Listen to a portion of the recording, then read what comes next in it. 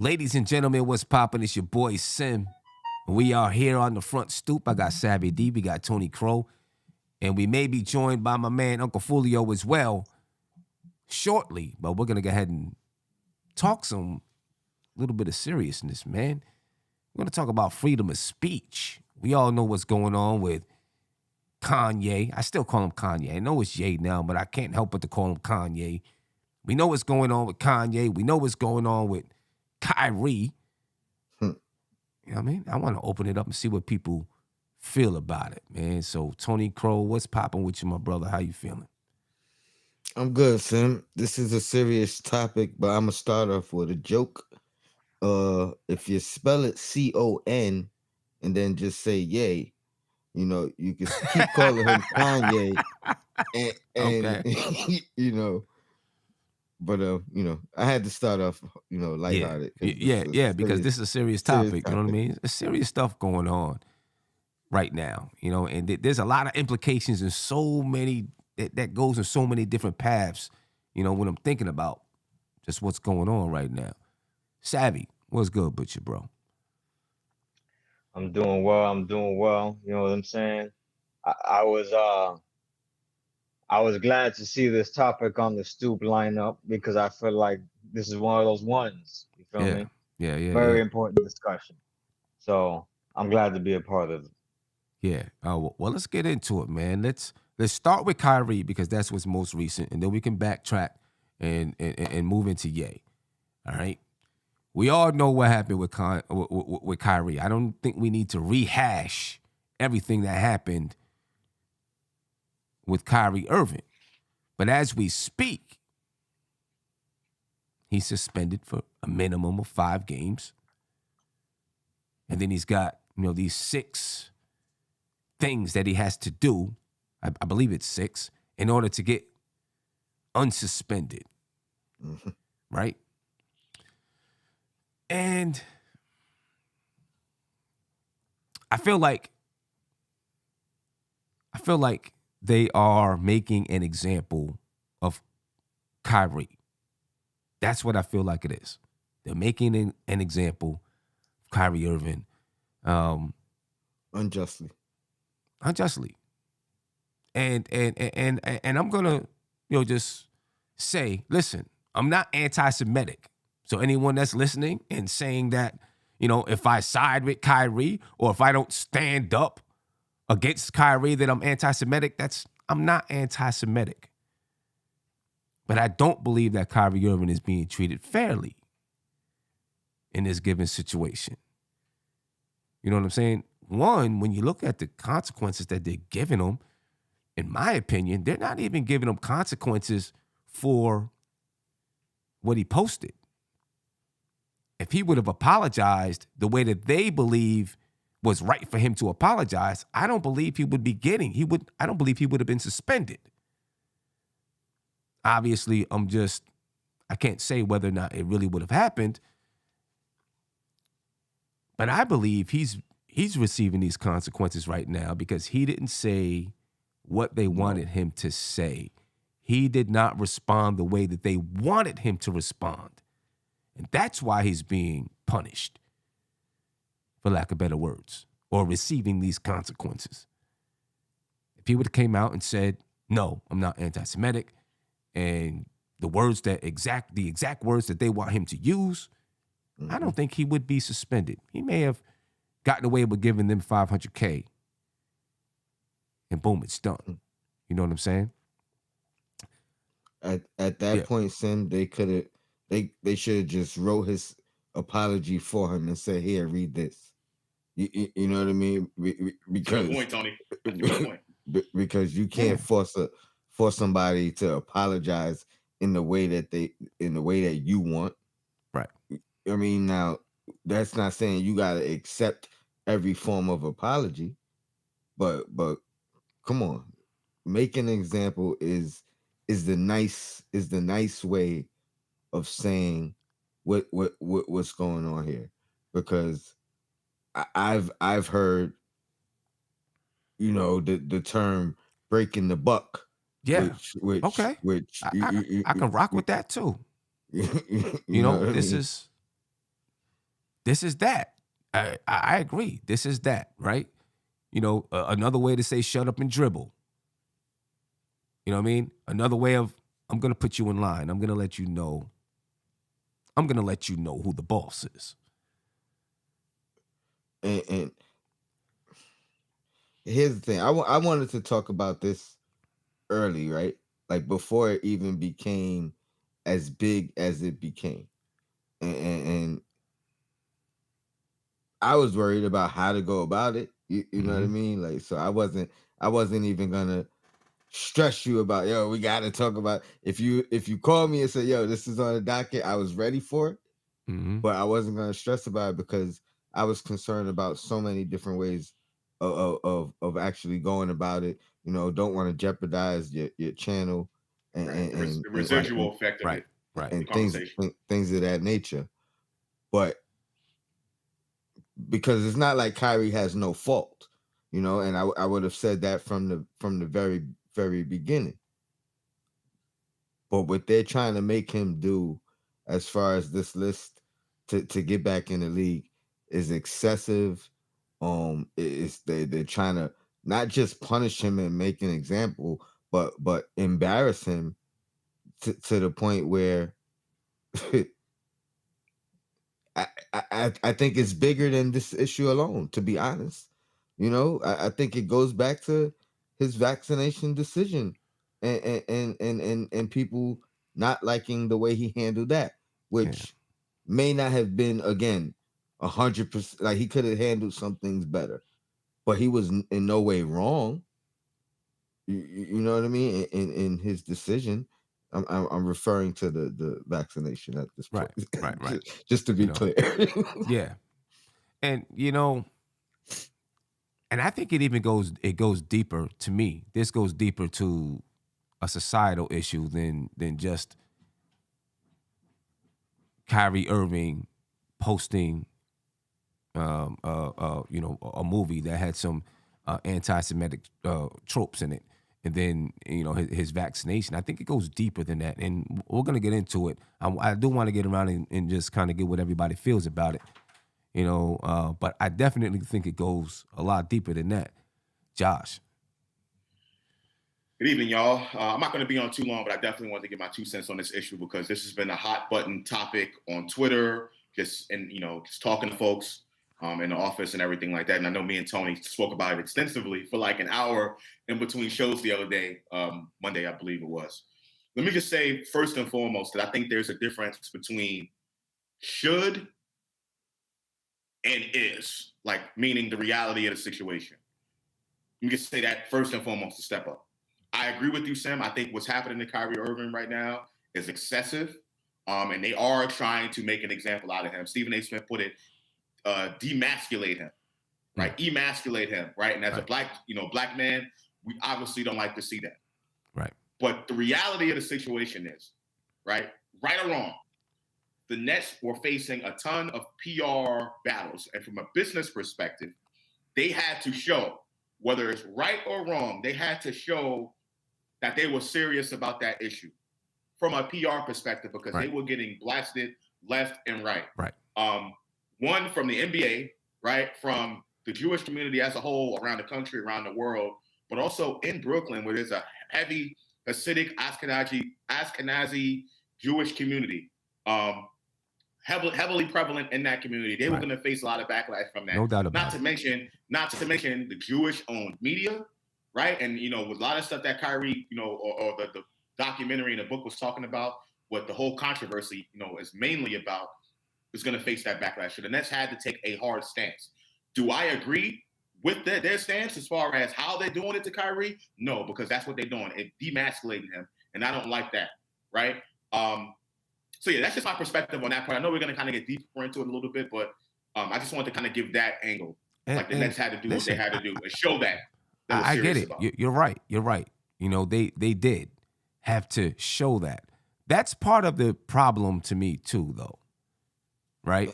They had to show their Jewish community, their Jewish fans, and so on and so forth, that we do not agree with what's in that book.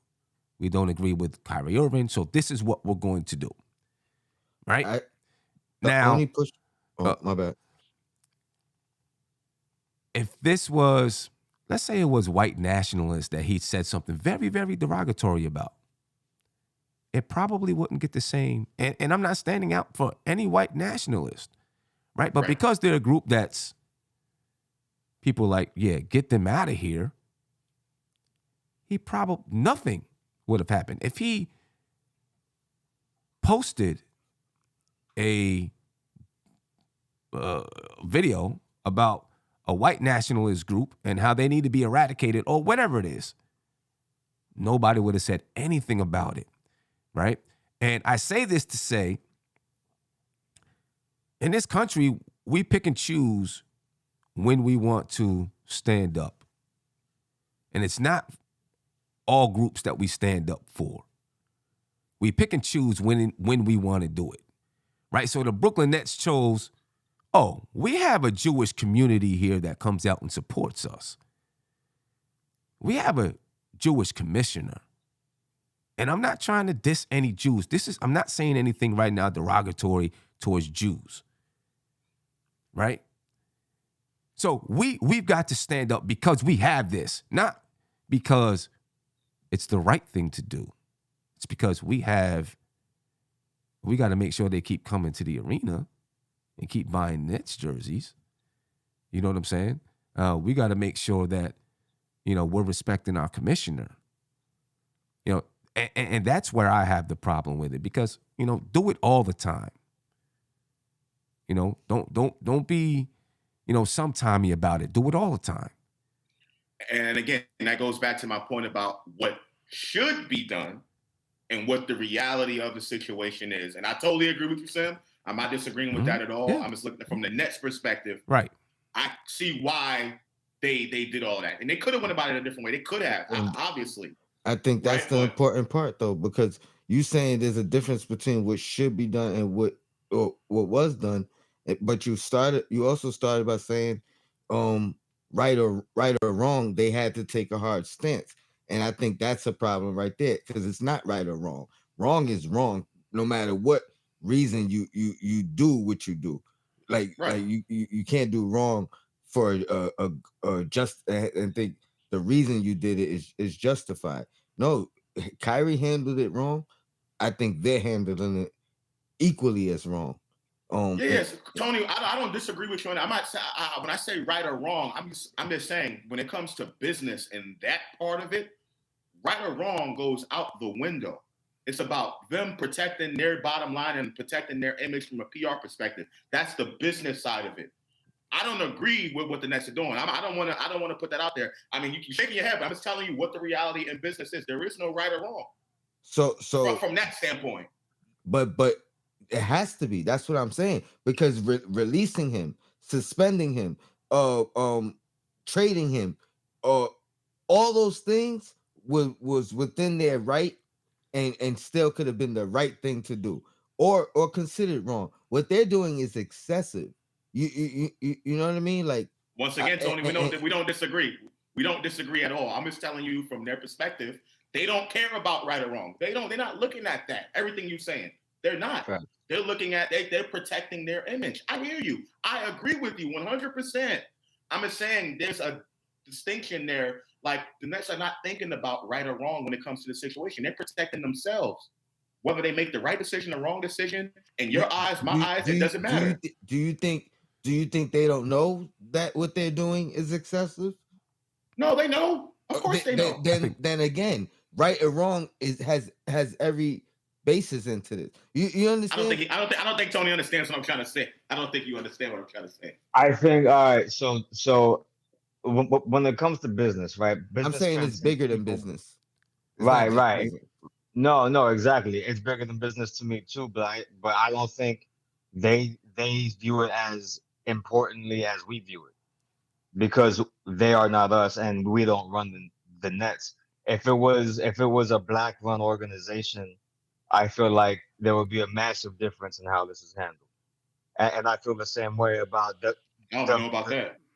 And I feel like the media assault on the image of Ime Udoka would have been treated much differently as well if it had been there, because, and this goes back to a critique that people have had about our treatment of Kanye. Like, we don't view black people as being as disposable as white folks do, or any other race of people, I should say, right? So when it comes to this particular issue, I don't think they're taking a moral stance whatsoever. I think they're doing what they know is good for their public image, and they know it's wrong, and that we won't like it, but they're not concerned about pissing us off and upsetting us, because they would rather choose an audience of people that is a more desirable consumer base to cater to. And that's why things are the way they are when people offend us versus when people offend any other group of people out there, whether it's women, an LGBTQ group, any other religion, right? Someone from another country, any other sort of otherized group. When they get offended, they have a much better vessel for holding public figures accountable, public entities accountable for those slights, even as harmless as they may seem to one group or another, right? If someone if someone says something bad about a group of people, and they got no power, and no real credibility, I'm like, oh, okay, this is a fool. Like, I'm gonna ignore that. If you're on the Senate and you say the same thing, I take that a lot more serious. You feel me? Because people can just talk and say whatever they want, and they could say all the right things, but deep down inside, they don't really move that way or feel that way. Yeah. And I think you have the opposite thing going on, where they're pretending to be this moral, upright, super concerned entity, and like, oh well, this is awful, and it really hits us right here, so we're gonna make sure that we go extra hard on this person who got out of line and should stay in his place. Right. And you know why they think that he should stay in his place? Because and they always tell on themselves. And the NFL did the same thing. You come out with one plan for what you're going to do in response to a crisis, a PR crisis like that, and then you have the person do the thing. They do the thing, you think it's all good, but the backlash is still building. And now you move the goalpost for what they have to do to get back in the good graces. Right. Now you got to do this. Right. Right. Right. And the same thing happened with Deshaun Watson. It's this many game suspension and this big of a fine. Then there's a backlash to the decision. No, wait, my bad. It's this many games, and it's this big of a fine. Yeah. Now you gotta go apologize and go to the museum and talk to Greenblatt and give him a cupcake. You know what I'm saying? Like you have to appease everybody to appease the public image that, okay, he got out of line now one time and we beat him back into submission, and now he's gonna be a good boy. Right. And can I just make another point about this whole situation? Because we're talking about kind of where we are now, but I think this thing was mishandled from the very very beginning. Kyrie, with his interview, the initial one was mishandled. I believe. He came in there combative, instead of actually being or showing compassion, and trying to understand the the beef from the other side, right? Instead of just standing on however he wanted to phrase his feelings, right? Very wrong. I disagree with that. But even the owner tweeting his response to Kyrie, as opposed to calling Kyrie, and like you're not the owner of the 76ers or the Orlando Magic. This is your player. You have access to this guy, and I don't want to hear this I couldn't reach him, or you know what I mean, because the tweet or the message was, I plan on having a conversation with him. So if you plan on it, you know what I mean, go do that, and then base how you move forward off of that. You know what I mean? So, like, so I just to be clear, some of the reports that came out said that Kyrie didn't want to talk to the owner. That was after the fact, though. Right. That was later on. Right, but that's what I'm saying. Like you said, it was handled poorly by both Kyrie and the Nets handled it terribly. Like in the beginning, the Nets didn't expect the Heat to turn up the way it did. So, the owner probably felt, and what I'm thinking, that it was no need to talk to Kyrie until that pressure started heating up. Adam Silver released a statement. Right. Then he was like, okay, release the tweet, and then he said, I plan on having a meeting with Kyrie, and then Kyrie didn't want to go talk to him. But again, this is like, I post whatever I post on my social media. My job don't like my YouTube channel for whatever reason. They Celtics fans. You know what I mean? And then they get a wind of something I say about the Celtics on my channel. And then and I'm being very vague, so I know this is not worth getting in trouble. But instead of me going into work and my boss saying, hey, I gotta talk to you about some of this content I was recently made aware that you do. He posts on Instagram, yo, Tony Crow and his Knicks and bruises. Right. He always talking about da da da da da da. Yeah, you saying they should have spoke to him first before and then I find out about it that way. Yeah, I'm coming in to work. I'm gonna be combative. I'm gonna be hostile. Right. You know what I mean? Like. But Tony, you understand why they did that? Because again, they had their public image. That conversation between themselves and Kyrie, no one would know the contents of that conversation. They had to come out front after they messed up in the beginning, like you said, to show everybody that they were serious about it.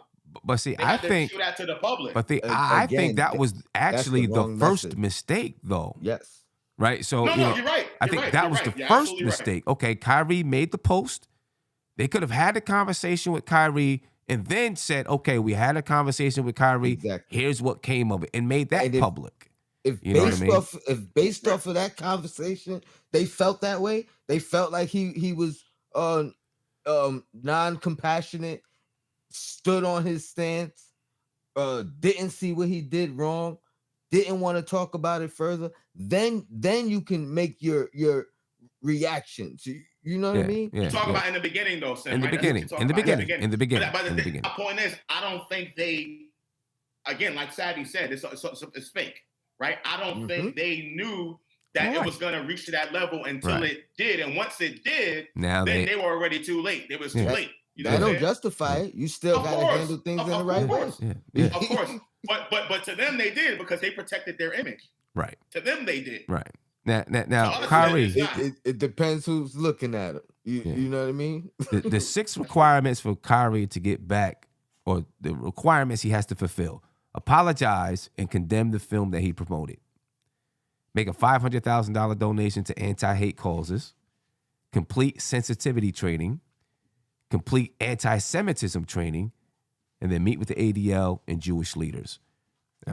Let's talk a little bit about the film that he posted on his timeline. Not exactly the film. I didn't watch it. All right.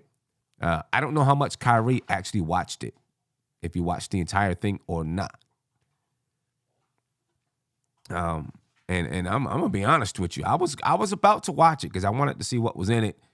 So was I. Amazon wanted $11.99 to rent it and $49.99 to buy it, and I was like, you know what? I'm not giving up the $11.99 for that joint. You know what they said too, right? It was like, yesterday's price is not today's price. That price just went up. I guarantee you. But okay, I guess I don't want to really get into the movie. That's not what I want to say. I don't want to get into the movie. I don't know. I don't know enough about it. I don't know what's in it. I know what I've seen on Twitter and this, that, and the third, but I haven't seen the entire thing, so I can take the quotes that people have posted and put it into context. Can we start with the I think we could all agree that most people said that there are portions of it that are untrue. Right. Portions of it that are untrue and unfounded. Portions of it that are... I would like to address that, though. Okay. I would like to address that real quick. The anti-Semitic tropes, right? From my understanding, is the fact that there were people, in the film, it contested the amount of people who died during the Holocaust, right? Okay. Now, as we all know, you say anything about the Holocaust or you say anything about Adolf Hitler to Jewish people, that's like desecration to the 1000th degree, right? So based off of that, that was one anti-Semitic trope. And then the other part was the part about the fake Jews being, from a synagogue of Satan, right? Which is in the Bible. That's clear as day in the Bible, right? Those are the two big ones. The thing about the Holocaust thing is, and again, I'm not anti-Semitic. I love people, all races, all religions, whatever. But that's not, like, that film wasn't the first time someone contested the amount of people that died in the Holocaust. There's been historians and all of that have been contesting the amount of people, right? So my first thought was, if we're talking about the amount of people, no one's denying that the Holocaust ever happened. We're talking about the amount of people, whether it was 6 million, 4 million, Josh, 3 million. Did you see the film or read the book? I read parts of it. I read parts of the book online. I only say that because from what I've heard, the people are upset and they saying it says the Holocaust didn't exist. So I don't know if it's that specific as far as saying it existed, but it's not as the numbers. Even though that's still a controversy in itself. Of course it is, and I feel like understand. the same type of energy is expensed on slavery and the amount of slaves there was, and was it exaggerated, and some people will talk about the root of it, and what about the Africans who sold the slaves. And that's for us as Black men, that's up to us to describe how we feel about that certain type of situation. I'm not knocking Jewish people for feeling the way they feel about that particular quote. I'm just saying that film wasn't the first time you've heard something like that where people were questioning the Holocaust. And the other part to that was the idea that the Holocaust was the true Holocaust, so to speak, and not slavery, which is all rooted in the Bible and it's written in the Bible. So the way I looked at it when I was arguing, because I argued with Alex B from the Bad Weather Fans podcast, because he's Jewish, and we go back and forth on this, and I made it clear to him that I don't hate you, I don't want to see people die and none of that stuff, right?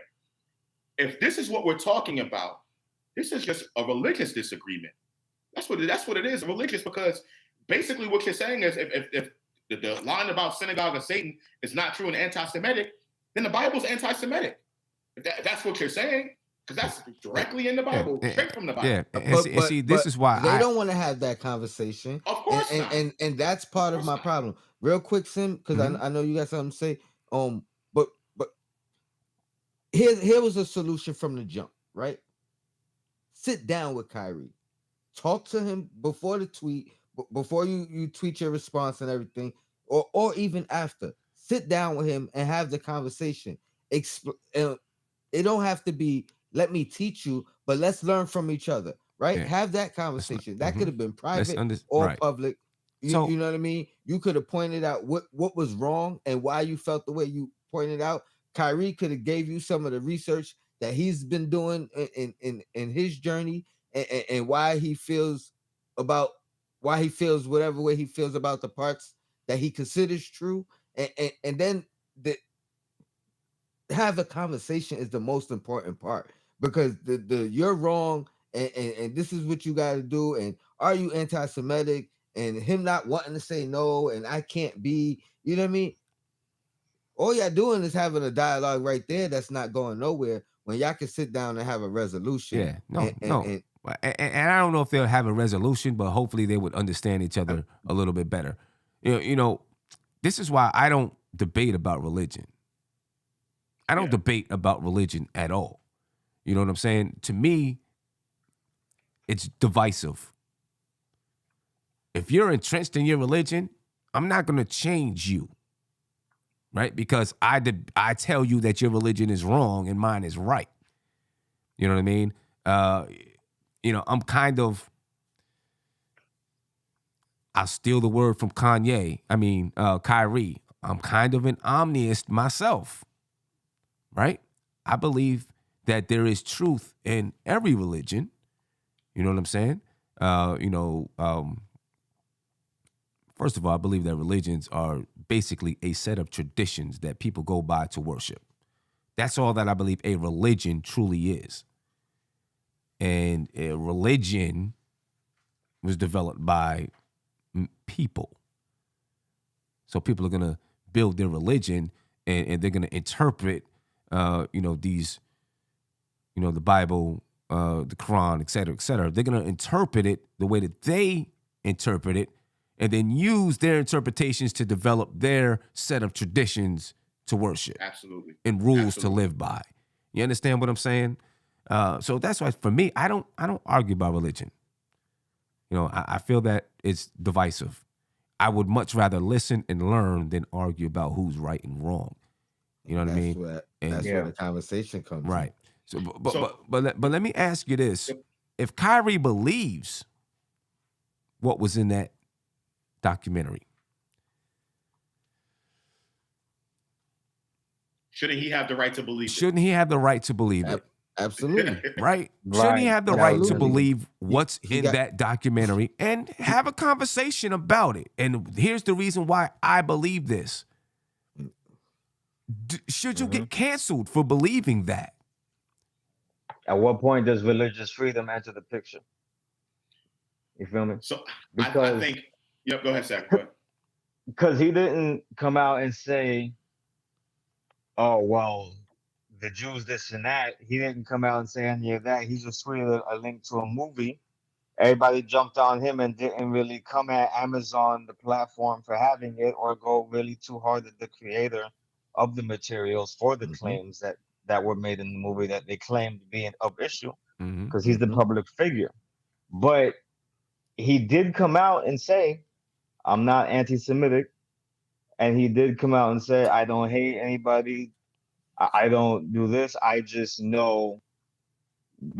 He said, "Oh, I know where I come from, or something like that." Right. So clearly, he has a strong sense of on the self-understanding and self-discovery. He's looking through his past heritage. When he says, if I know my history, if I know where I come from, I can't be anti-Semitic. That's pointing to, and this is where some people get offended. That's pointing to, I know my history. I know that what he believes is that blacks are the original Jews. Right. That's what he's saying. Exactly. That's what we can assume that he's saying. Okay. Right. Or it's possible that he's saying. And also that indicates that who we know to be Jewish today, or primarily Jewish today, is not are fake Jews. Right. But why does it have to be fake and real? You know what I mean? Especially, or why does it have to be assumed that is what he's saying, as opposed to why can't there be two fashions, two forms? Because I think that's the teaching.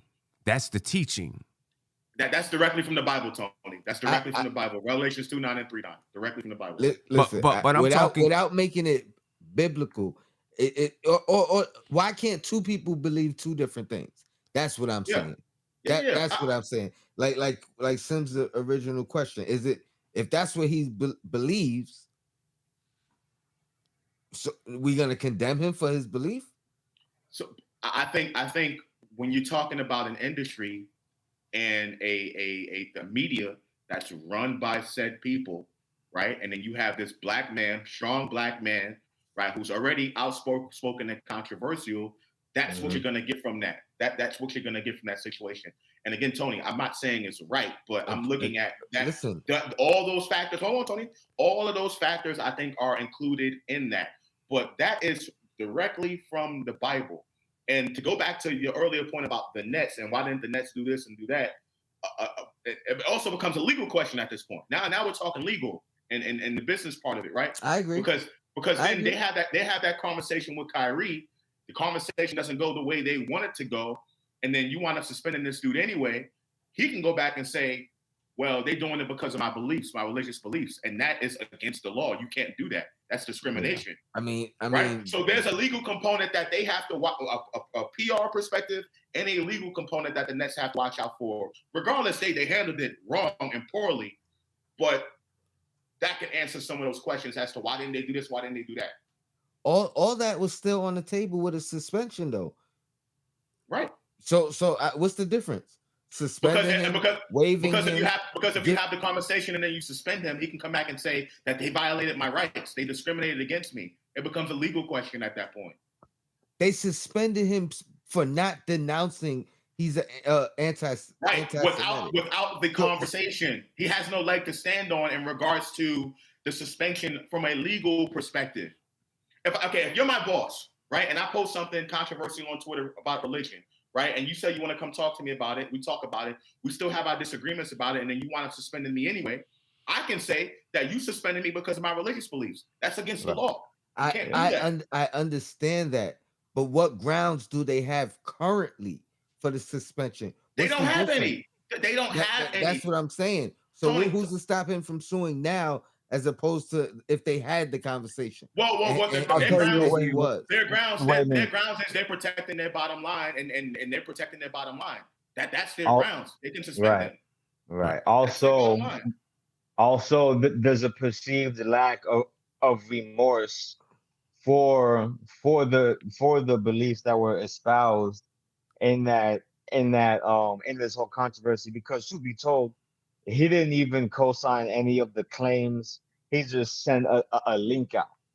Right. His first mistake was that he said too much, and then he came out and showed that he did agree with much of the film. Some of it, yes. Then look how vague conduct detrimental is. A vague thing. That's vague thing. But that's not why he's suspended. Isn't there a statement out that says he's suspended for not denouncing not denouncing he's anti-Semitic? I don't think they went into the reason why the actual statement that's out. It has nothing to do with detrimental, because that's what I'm saying. You could have waived them for that. You could suspend them for that. You could do all of those things under those. Tony, but look at the terms of him coming back. Like, that doesn't have anything to do with detrimental to the team. Those are. But to you it doesn't. To you it doesn't. But to them, conduct detrimental. That's a clause in the contract. Ben Simmons got suspended for conduct detrimental. Yeah. Conduct detrimental from a legal. I'm talking about from a legal perspective, Tony. Not right or wrong. Legally. Conduct detrimental is anything. I'm not saying it's right. It's wrong. It's bogus. Of course, we both agree on that. But they can use that and say, okay, this person didn't do that, so we're gonna suspend you for conduct detrimental. What I'm saying is they haven't yet. That wasn't the like when they list why he was suspended, it doesn't say. Or unless you're telling me it just falls under it and everything falls under. Yes. That. Okay. Yeah. They can use that, and that's one of the problems with that conduct detrimental to the team. It really is on the team to determine what's detrimental. But at what point, what I'm saying now, specifically listed as that. But they haven't said, when you look it up, there's not a statement that says, here's the exact terms that we're using to say this is the reason why he's being banned or suspended. Exactly. It's like obstruction of justice. It's the same kind of thing. Let me ask you this. Why, when he said, I'm not anti-Semitic. Well, I don't know if he said I'm not, right? Did he say I'm not anti-Semitic? He said that. He did. He said those words. I'm not anti-Semitic. He said, he believes in all religions and wants to learn from all religions, so on and so forth. And he said he believes and loves all people, doesn't want anyone to be harmed. All of those things. Why was that not good enough? And why did reporters continuously say, "Are you anti-Semitic? Are you anti-Semitic? Are you anti-Semitic?" I'll tell you why is because they didn't get the answer they wanted from the beginning. Right. It took too long. So at this point, you know what I mean? No, now you got to prove it. I don't just believe you because you said it now, because you didn't just say, like, it was easy. It was so easy to just say, no, I'm not. You know what I mean? Instead of beating around the bush, talking around a direct yes or no question. And again, I have a problem with that at times. If I ask somebody a yes or no question, it's really as simple as that's all I want to know is yes or no. I don't need more than two. I don't need more than one word for Right. the answer. And You know what I mean? And anything else will upset me. That's a personal issue that I have sometimes. yeah. But in this, so you know what I mean? I feel like they were reacting like I do sometimes. Okay. But I acknowledge I'm wrong when I do that. You know what I mean? Do you think if Kyrie would have said, if they would have asked him, they said, "Are you anti-Semitic?" And he said, "No." And I apologize for anyone who got hurt by me posting that link to that movie. Do you think it would have been done with? Not only do I think it would have been done with, I think I think a couple of things would have happened. I think that particular issue would have been done with. I think they still would have Kyrie under the microscope. I think they still would be looking for the next controversy. Shout out to Josh. You know what I mean? I think all those things would still exist, but I think this would have been left alone. But someone pointed out, on Twitter and everywhere else, how Shaq owns a movie theater in Jersey that happened to play that movie 3 years ago. You know what I mean? Nobody's coming after Shaq about that. But Shaq's been very critical on Kyrie. Oh, now we got to answer questions about this idiot. So I think, like, had Kyrie handled it that way, this issue with or Shaq in the movie theater, he probably would have ended up having to answer a question about it too, because somebody would have digged, somebody would have found it, it would have made its way back. But because he responded the way he responded, nobody's gonna ask Shaq about that. Right. I highly doubt they do. Yeah. Oh, you know what I mean? I agree with Tony. I agree with Tony. Another point.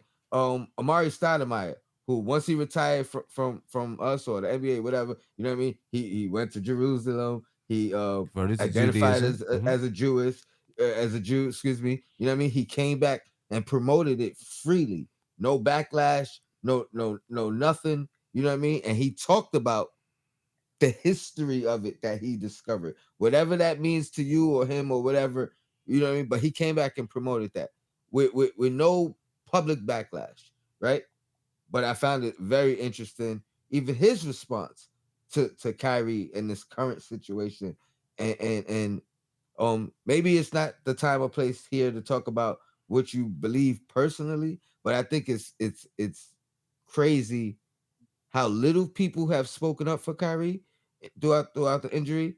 How many people have been willing to jump out and bash him because of this, and how few people have actually spoke up publicly and said something about it.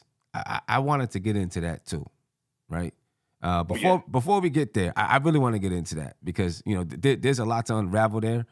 One thing that I did want to say about him not apologizing the way that they want him to apologize, right? I have a problem even with little kids, elementary school. Say sorry.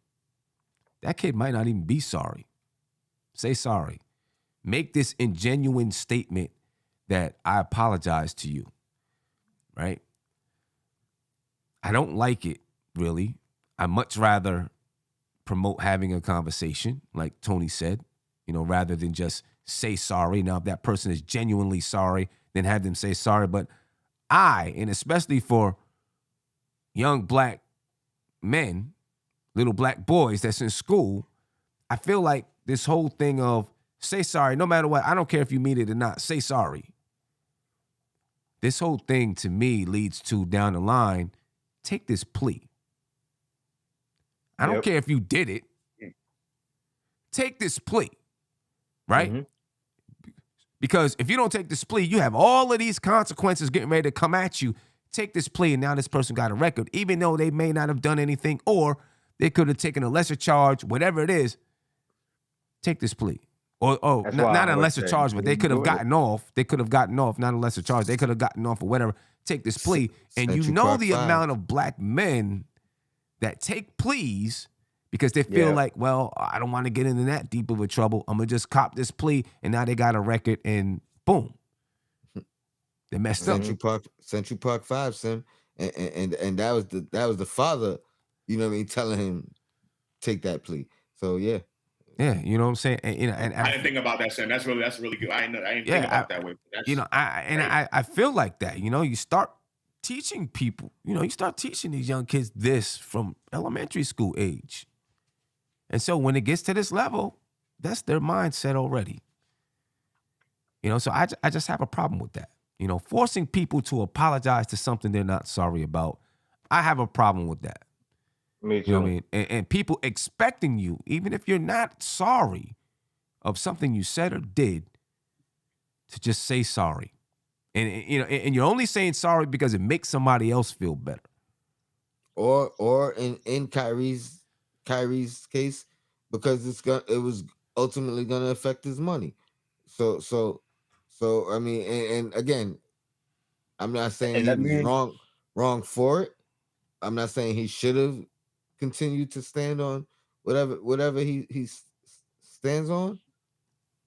You know what I mean? Yeah. But I would have respected him if he did either way. You check know what I me mean? out. Check me out. I didn't have a problem either way with what Kyrie would have chosen to do. My thing is pick a side and stick to it.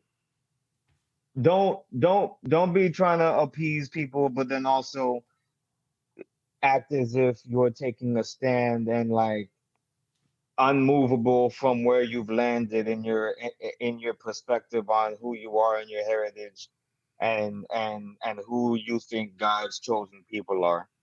And if you're going to do all of that talking and you're gonna reveal your hand and expose yourself like that, be ready to deal with the consequences. I kind of wish, in a certain way, that he had not apologized at all.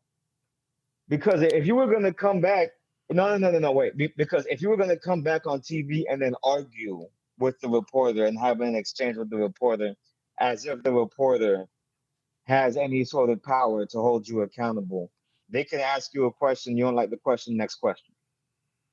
Here's the thing, Scotty. Hey, Are you anti-Semitic? I already answered that question. I already told you I'm not, and I don't appreciate you continuing to badger me about it after I've already apologized and we've settled that matter. And I have an issue with the way that ESPN has covered it, bringing people on TV to make statements about how victimized they are by just the fact that he spoke his mind in that regard. If he was going to apologize. That's it. Okay, but then don't be combative with the reporter and be arguing, and then don't say I know my heritage, so I can't be anti-Semitic, and then try to act like you're like leading the charge of like speaking out in order to set a trend that you are not going to be intimidated by this group of people that you view as whatever, right? Because you best believe there's still some punishment being wrought for the way that he handled himself during the whole COVID era, right? And Mhm. that whole thing, and during the protests. And this is the same guy who wanted to start his own league.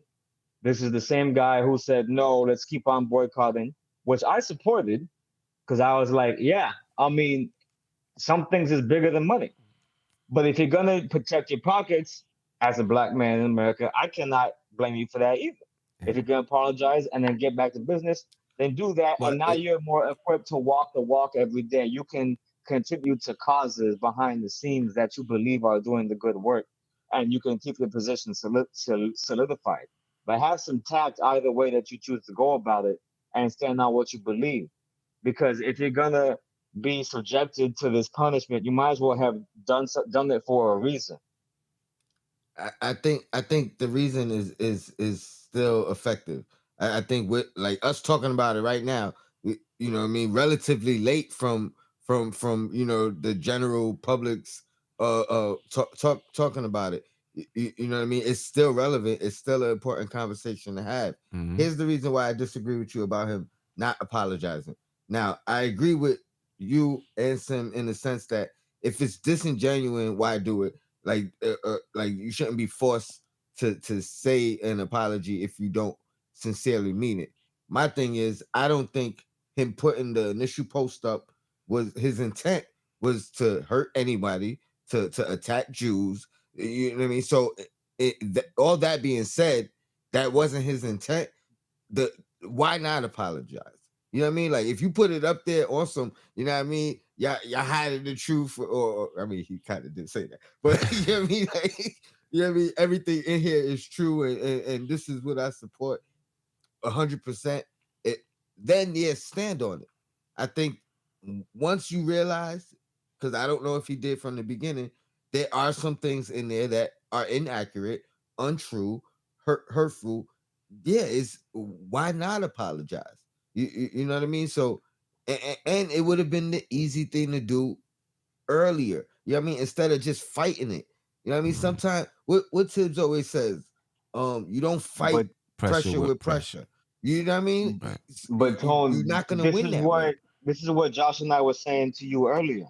When he did that, and then he came back and acted as if he was standing on what he originally said, it showed a perceived lack of remorse, and that's why he's suspended now. Yeah. So you did it for nothing.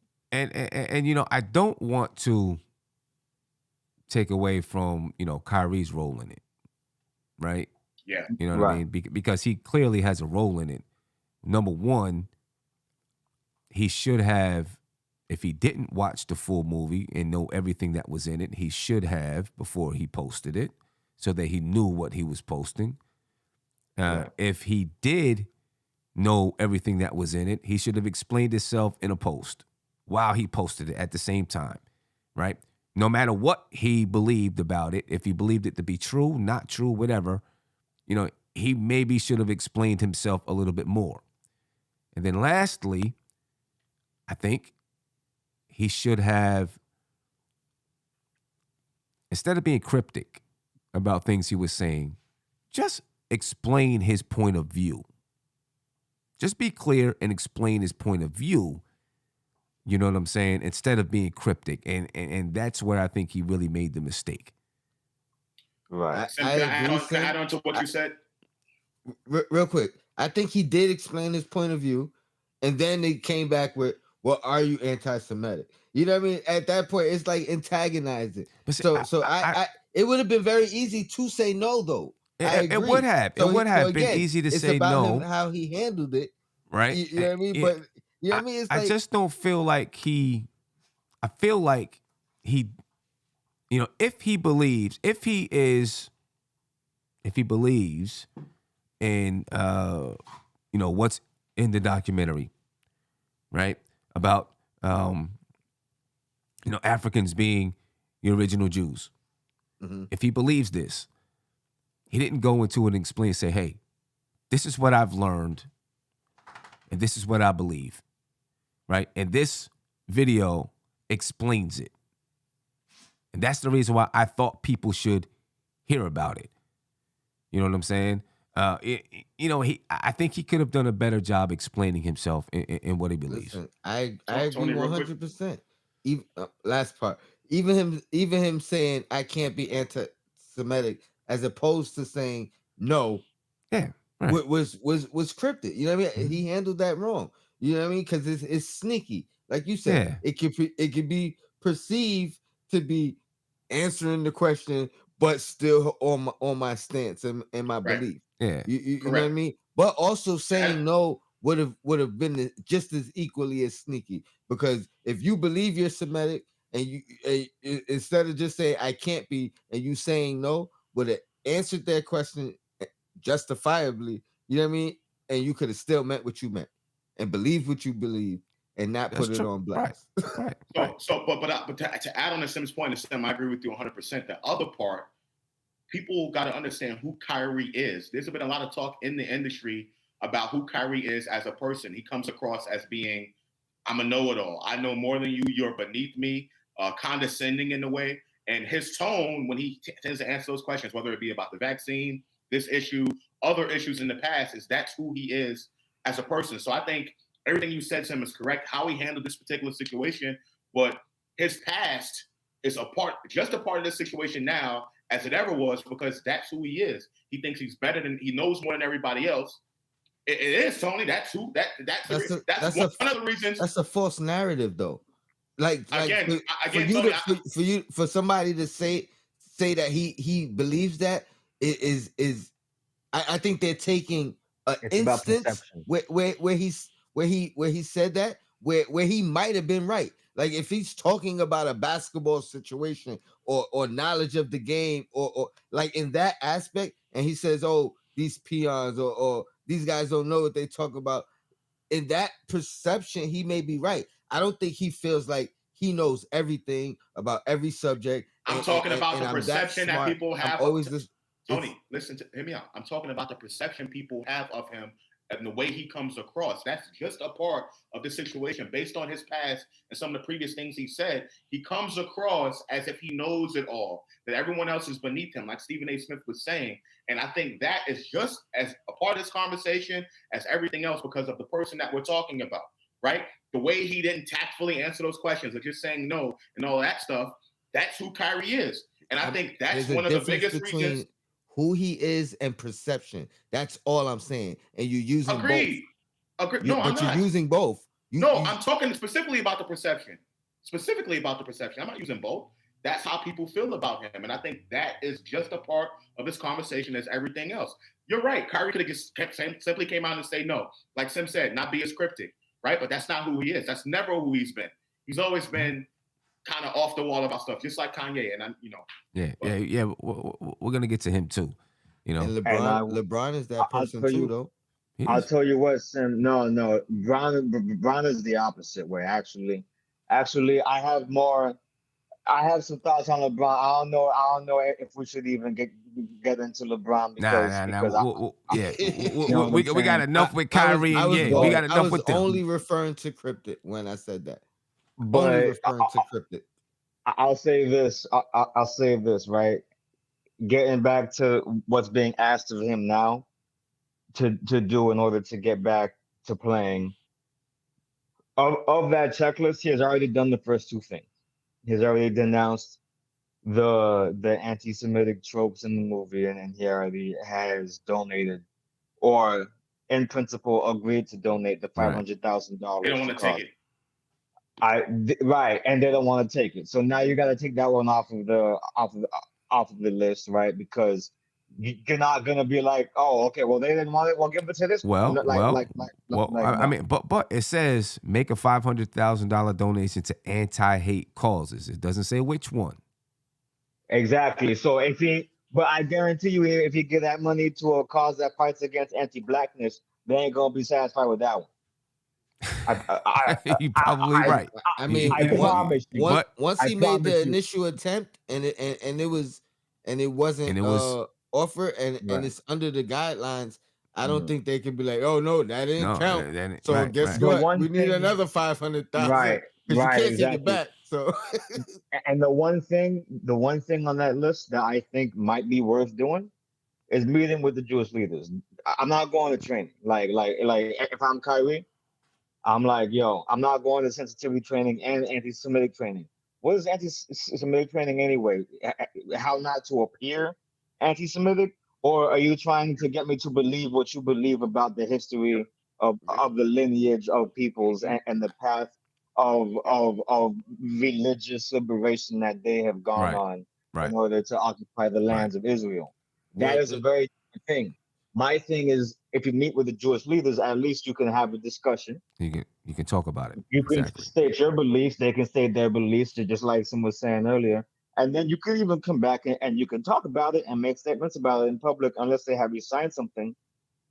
In which case, if they have you sign something, scan those documents and be like, these are the things that they brought with them, and these were their intentions with me when I arrived at this meeting. Because if you're looking to really expose something that you think people don't know, or something that you think is important for people to know, and you want to take this stance, then go ahead and meet with the leaders and then really get some insight into how they view us and how their minds work and where exactly this disagreement really stems from. That's what because clearly we're not on the same page.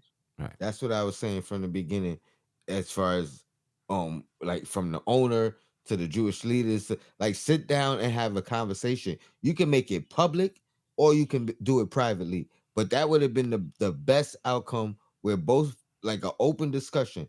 Instead of, like I said, I think Josh, you said, oh, you can't have them teach him. It's not about teaching, but it's about both of them learning from each other, and that's what the conversation is about. And honestly, no matter whether it's religion, politics, or any of those taboo subjects that you don't want to talk about, or people avoid, for the most part, I believe the best solution is sitting down and having a conversation with the Just people who a thing have of the note. opposing views, because if you don't, it becomes like tribalism, and it's my group against your group, and then and it's never a solution if you don't have The a conversation. Anti-Defamation League, after they came out with that, the Nets are gonna $500. I'm gonna match Kyrie's offer or whatever. The Anti-Defamation League had a meeting, and they were supposed to meet with Kyrie, but instead of Kyrie going to the meeting, he sent his dad and he sent his sister to that meeting. So that would have been a perfect time to have that conversation. But Kyrie didn't want to have it, right? He sent his representatives to go have that conversation. Right. So that's something to note in this conversation. Right. Yeah, true. So let me ask you this: why is it Tony brought up a little bit earlier? No one's come out to support or stand by Kyrie. Oh, I already know this. You know why? Yeah. Because tell me why. Like Malcolm X said, there's the house Negro and then there's the field Negro. And like Kanye said, I know, and I already know we about to talk about Kanye, but Kanye said this a long time ago. We still slaves. We, not all of us here, there's black people that are still slaves to the money, right? They don't want to lose their money, right? They're taking checks from these people and they want to get paid, right? Kyrie's currently taking a check from the Nets. That's why they're able to do this to him, right or wrong, right? But there's people out there that do not want to lose that money, and they are afraid of the backlash that comes with it, because then they'll take everything away from you. Right. Because I find it very hard to believe that everyone that's sitting up there on ESPN is against Kyrie on this situation. I'm sorry. Of course not. I don't believe everybody that speaks against Kyrie is against Kyrie. Exactly. Of course. And that's the part. That's the part that pisses me off. Because you could easily back out of the conversation. Like you could easily take the high road. You could easily, you know what I mean?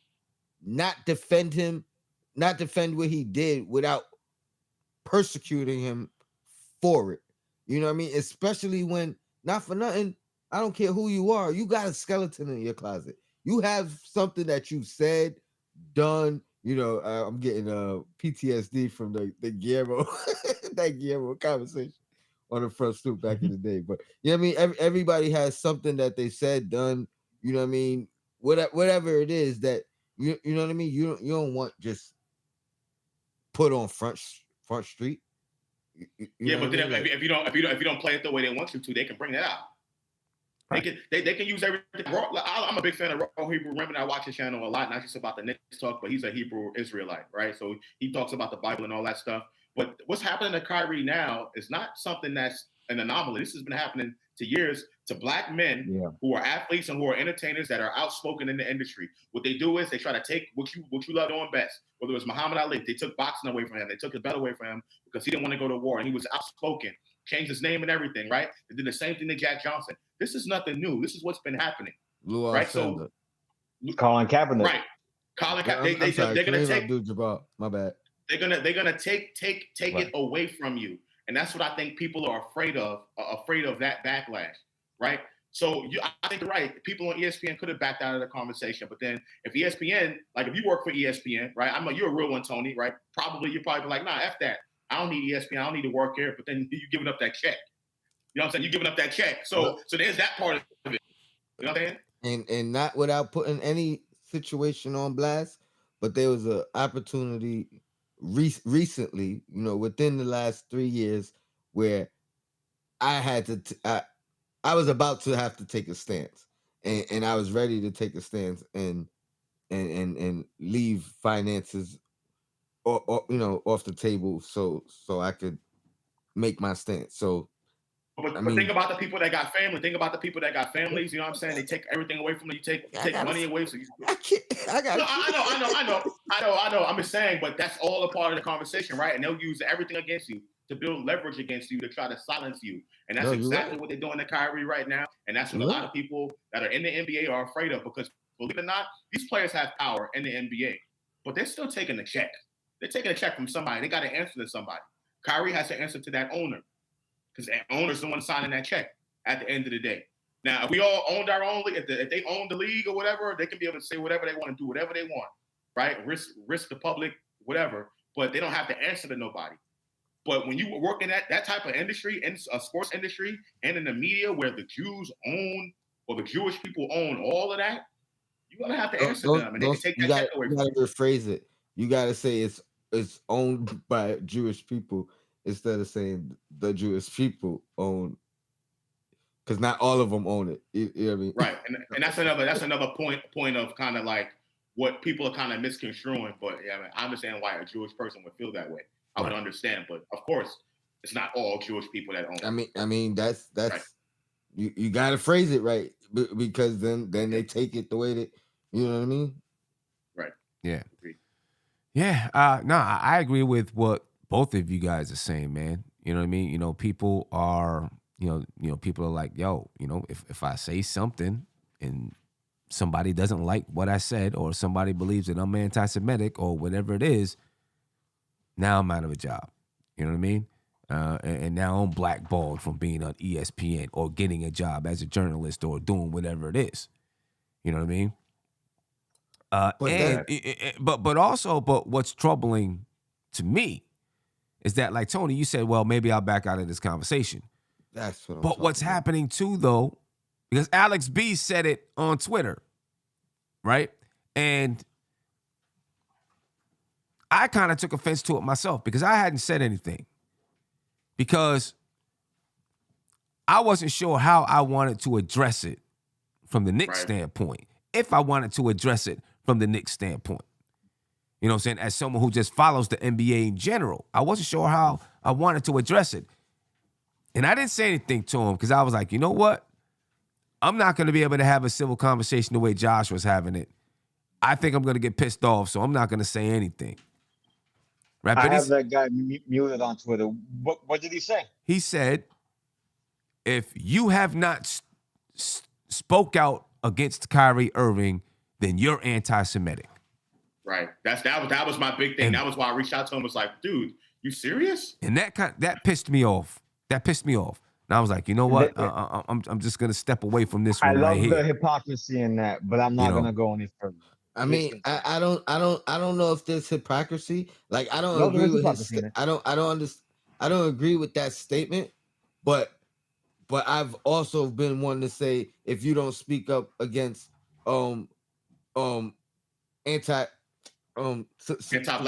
systemic racism, then you're part of the problem. You know what I mean? So I can understand. And I've never seen that from me personally. From that individual, me reading that tweet, even if it upset me, it would make me actually want to have a conversation with him, as opposed to saying I can't. You know what I mean? I wouldn't see the point in doing so, because I feel like it's too far gone. But I'm not gonna label the issue. You know what I'm saying? You feel me? You was on his. Where'd you have your conversation with him, Josh? On Twitter, right after he made that tweet. Oh, it was I reached out to him. It was just it was a private conversation. Yeah, it started off in the tweets public, but I didn't want to have it in the public because then words can get misconstrued or whatever. Right. I mean, I reached out to him. It was civil, right? It was civil. It never got anything, but we definitely disagreed. But I wanted to make sure I reached out to him personally. So I've had him on controversy, and I know him. He's a good dude. You know what I'm saying? I wanted him to hear my side, and I wanted to hear his side, and we had a civil discussion. We disagreed, of course, but I wanted to reach out to him so he knew me, talking to me, how I felt about it, and not from me posting it. And see, I don't have that kind of relationship with him. I'm just saying I'm able to have conversations. But I was pissed off at that moment. If you wanted to join this particular panel, I'm sure you would have opened it. I would have. Of course. I would have. You know what I mean? And I think that would have been dope. Yeah, but at that moment, like, I know my limitations as a person. And at that moment when I read it, I was like, I'm just going to back away from this. By the time I backed away from it, I was over it. But I know who I am as a person, and I was pretty pissed off when I read that. You know what I'm saying? Yeah, I don't engage with people who I feel like are too far gone to the point of not being able to see that they're requesting something that they have not provided in the past when the shoe was on the other foot. Yeah. Which is why I wouldn't have seen the point in doing so, because I feel like it's painfully obvious, and that's one of the things that makes this issue so important to us, right? As a Black community, is the fact that we see so vividly and so frequently and so commonly how devalued our lives are in this land, how devalued our feelings are in this land. And we constantly see examples of how, when you mean something to society and the value of your life is not in question, how people respond to things that affect you negatively, and how people respond to violence against you, and how people respond to hateful, defamatory comments against you, right? And I think that, for but when you get into, I don't like to compare struggles. I don't think it's a competition to say I'm more oppressed than you are. Mm-hmm. But when you see someone speaking that way, it clearly shows an imbalance of sensitivity to one side as opposed to the other. But Hypocrisy. stepping Hypocrisy. stepping stepping away from that particular issue with that gentleman on Twitter, in the media sense of what Kyrie is going through, my issue with the media coverage is that while there's some people who are saying that what they know they should say, and then coming out later to decry the approach to the punishment as being excessive, a la Stephen A. Smith and Jay Williams and such. There's the other end of that, where people are sort of looking to make a name for themselves by holding Kyrie to the fire, bringing guests on the show that are speaking as if this was a personal assault on their own physical well-being and their own family. I feel like we're seeing both of those things happen. Some people are like treating it as like, okay, he apologized, it's over, this is excessive. Then other people are being like, no, he's evil and he needs to be punished. And Yeah. those are the people I have a problem with, Now, because Can yeah, I it's a speak to that different real quick, standard. son? yeah, It's a and different then standard. afterwards, because Jay Williams did kind of stand with Kyrie, and I want to listen to that. Yeah, So, but Yeah. yeah, go ahead. and salute to him. It wasn't on ESPN. It was on his own personal platform. But still salute to him. One, I would like to suggest maybe a part two to this topic, and if we can get that We gentleman always say that. from Twitter on on the panel, I think that would be awesome. Even if he has someone else, or if you know someone else who has the similar viewpoints, just so we could kind of get their understanding a little bit more. But one of the things I wanted to talk about, and Savvy, I think you kind of just touched on it, was I've seen a lot of people saying how it was a personal attack, or how this particular tweet makes them feel threatened and scared of what is to come, and reference a Hitler. second Holocaust, or Yeah. or the fear for the children, and without crediting any of those feelings, if they truly feel them. Because I personally, in this stance, I don't understand that. I think it's a little excessive, but at the same time, knowing how I felt during the height of Black Lives Matter movement, or what we were seeing that kind of caused it, I can understand and relate in that aspect Yeah. You can empathize with 100%. it. You can You empathize know with what I it. mean? Yeah. So just to have Right. someone on that can kind of talk to those feelings, and even help me understand it a little bit more, because maybe that when I felt that way, maybe they thought I was being excessive, or didn't understand Like, come on, that happened in Milwaukee or whatever. Even, I mean, you know what I mean? Whatever. They may not have understand why I would Good feel point, Tony. threatened Good point. or for my child or things of that nature. So I think the conversation can go even further if we could have a dialogue with someone with the other viewpoint. Yeah, no doubt. Let's take a listen to Jay Williams, and hopefully everyone can hear this. Let me know if you can't hear it. All right. This is Jay Williams, ladies and gentlemen. Every day of my life, I approach it with a state of empathy, right? Regardless of what color, what creed, what race you are, I look at people as human beings. I think that's important.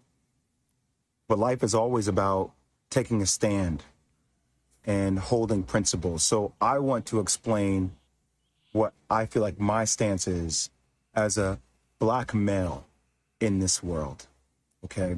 And conversations that I've had with my brothers and sisters in the Black community. And I want you guys to empathize with it and hear me on it. So when I hear what Kyrie Irving has to go through in order to be reinstated, I'm appalled. I'm appalled. And let me give you examples of how I feel like we don't have the same energy and hold other people who have dealt with racial tropes accountable. So when Sarah Silverman does blackface, or when Don Imus says nappy-headed hose, or when Howard Stern calls somebody the N-word in the skit, or when Brett Favre takes money from the state of Mississippi, we don't ask them to get sensitivity training. We don't ask them to donate $500,000. We don't ask them to meet with the Black National Caucus. They apologize. And then, you know what? The rest of the world moves on. But what I feel like is happening here, and that's how in the Black community, like we've been told that's how the process works, right? Think about that, Bert. That's how the process works. Oh, somebody does a blackface. Oh, it was a misunderstanding. We got it. Okay. You know, is that person really racist? Probably not. Was it ignorant? Probably so. Okay, we understand it. We move forward. We don't like it. We would love to hold them accountable. But society and having a lot of Black people in positions of power, we don't have the governability to do that. But what we feel like happens with Kyrie is even after an apology, it's not enough. We feel like there needs to be more. And a lot of people I've spoken to over the last couple of days talk about this thing. Older mentors of mine talk about buck breaking. So we talk about tropes. This is something that we feel like in the Black community that happened way back in the day, where if there was a slave that was defiant, right, he got broken in front of everybody in order to show that he was not in a position of power. And that at the end of the day, he had to do what he was told to do because that's what was mandated of him. And there's a bigger situation going on.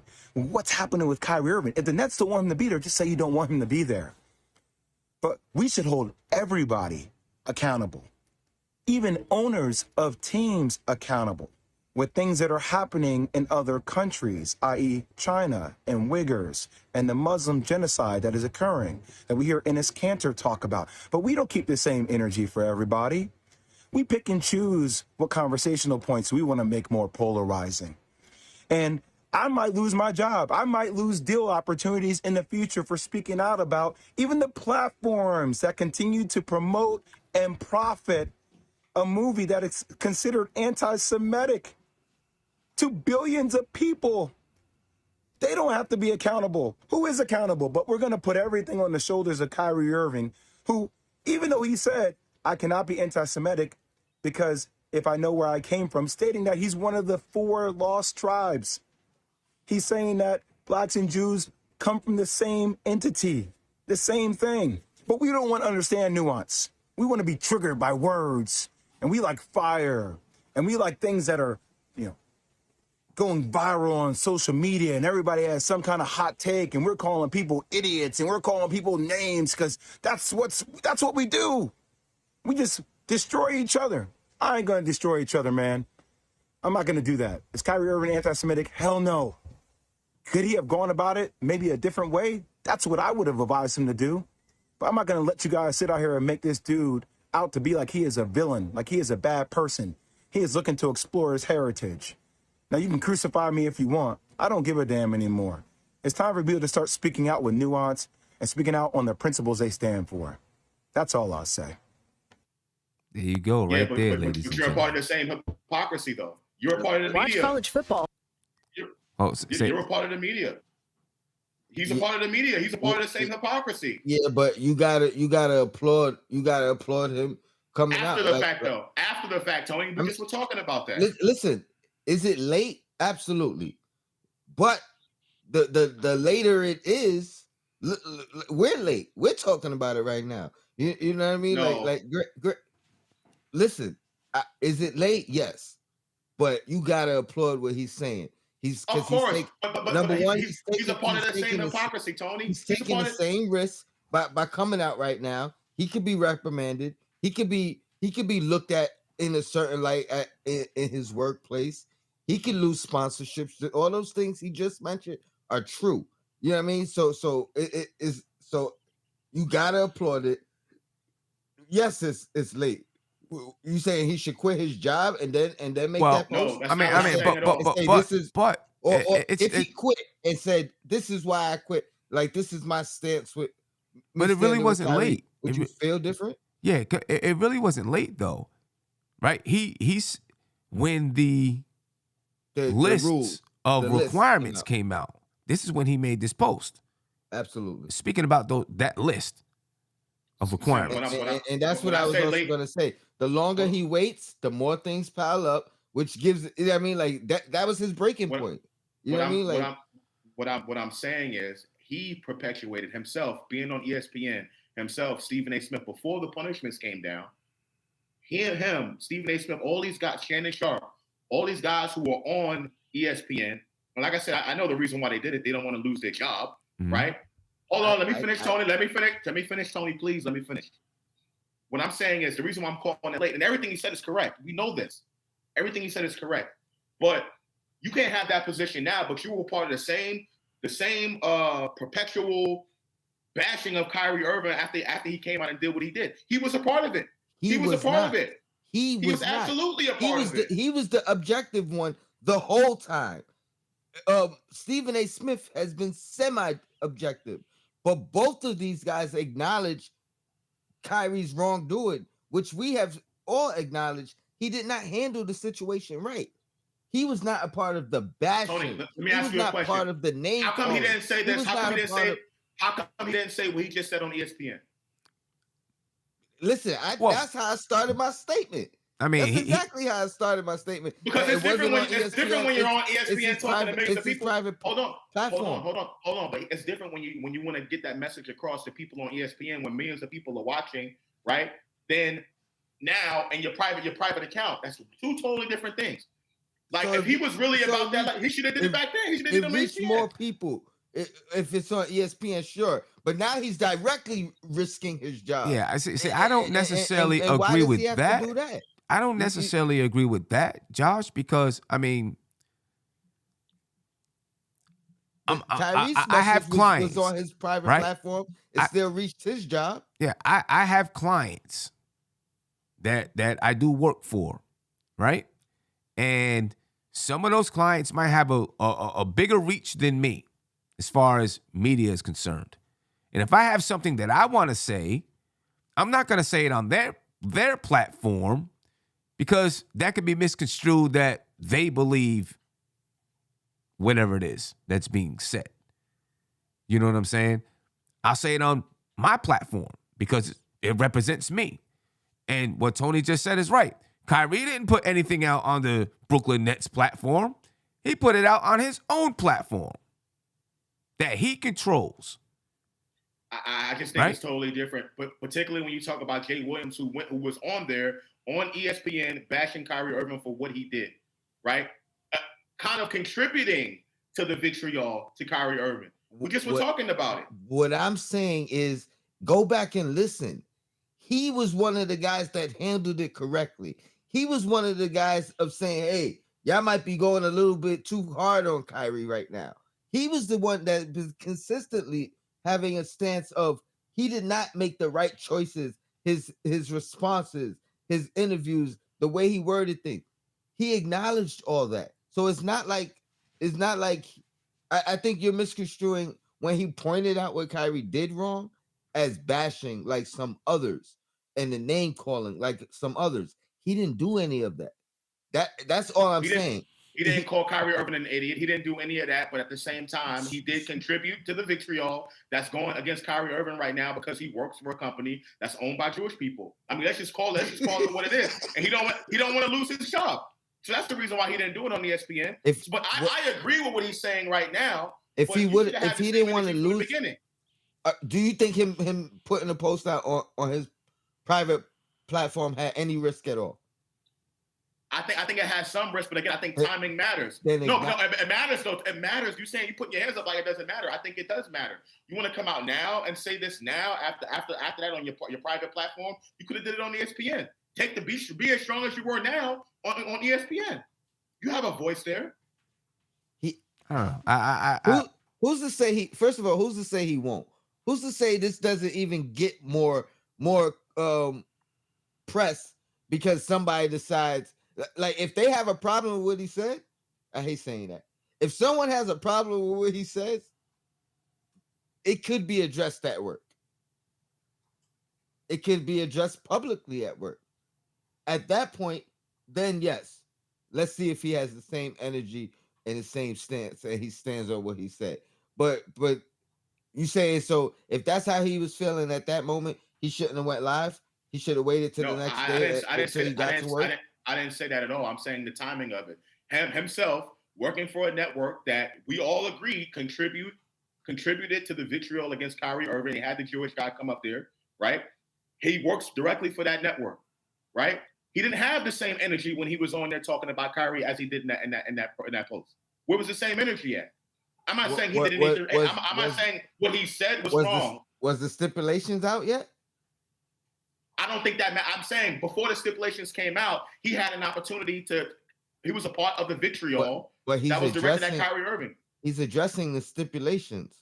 He's not addressing like that's what I'm saying. Like this gave him a reason to actually speak out. Even if you're right, and he felt like they going too far, and he was a part of it and all that. Maybe this part is like, all right, this is too much.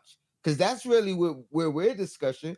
We didn't come in here and start from the beginning.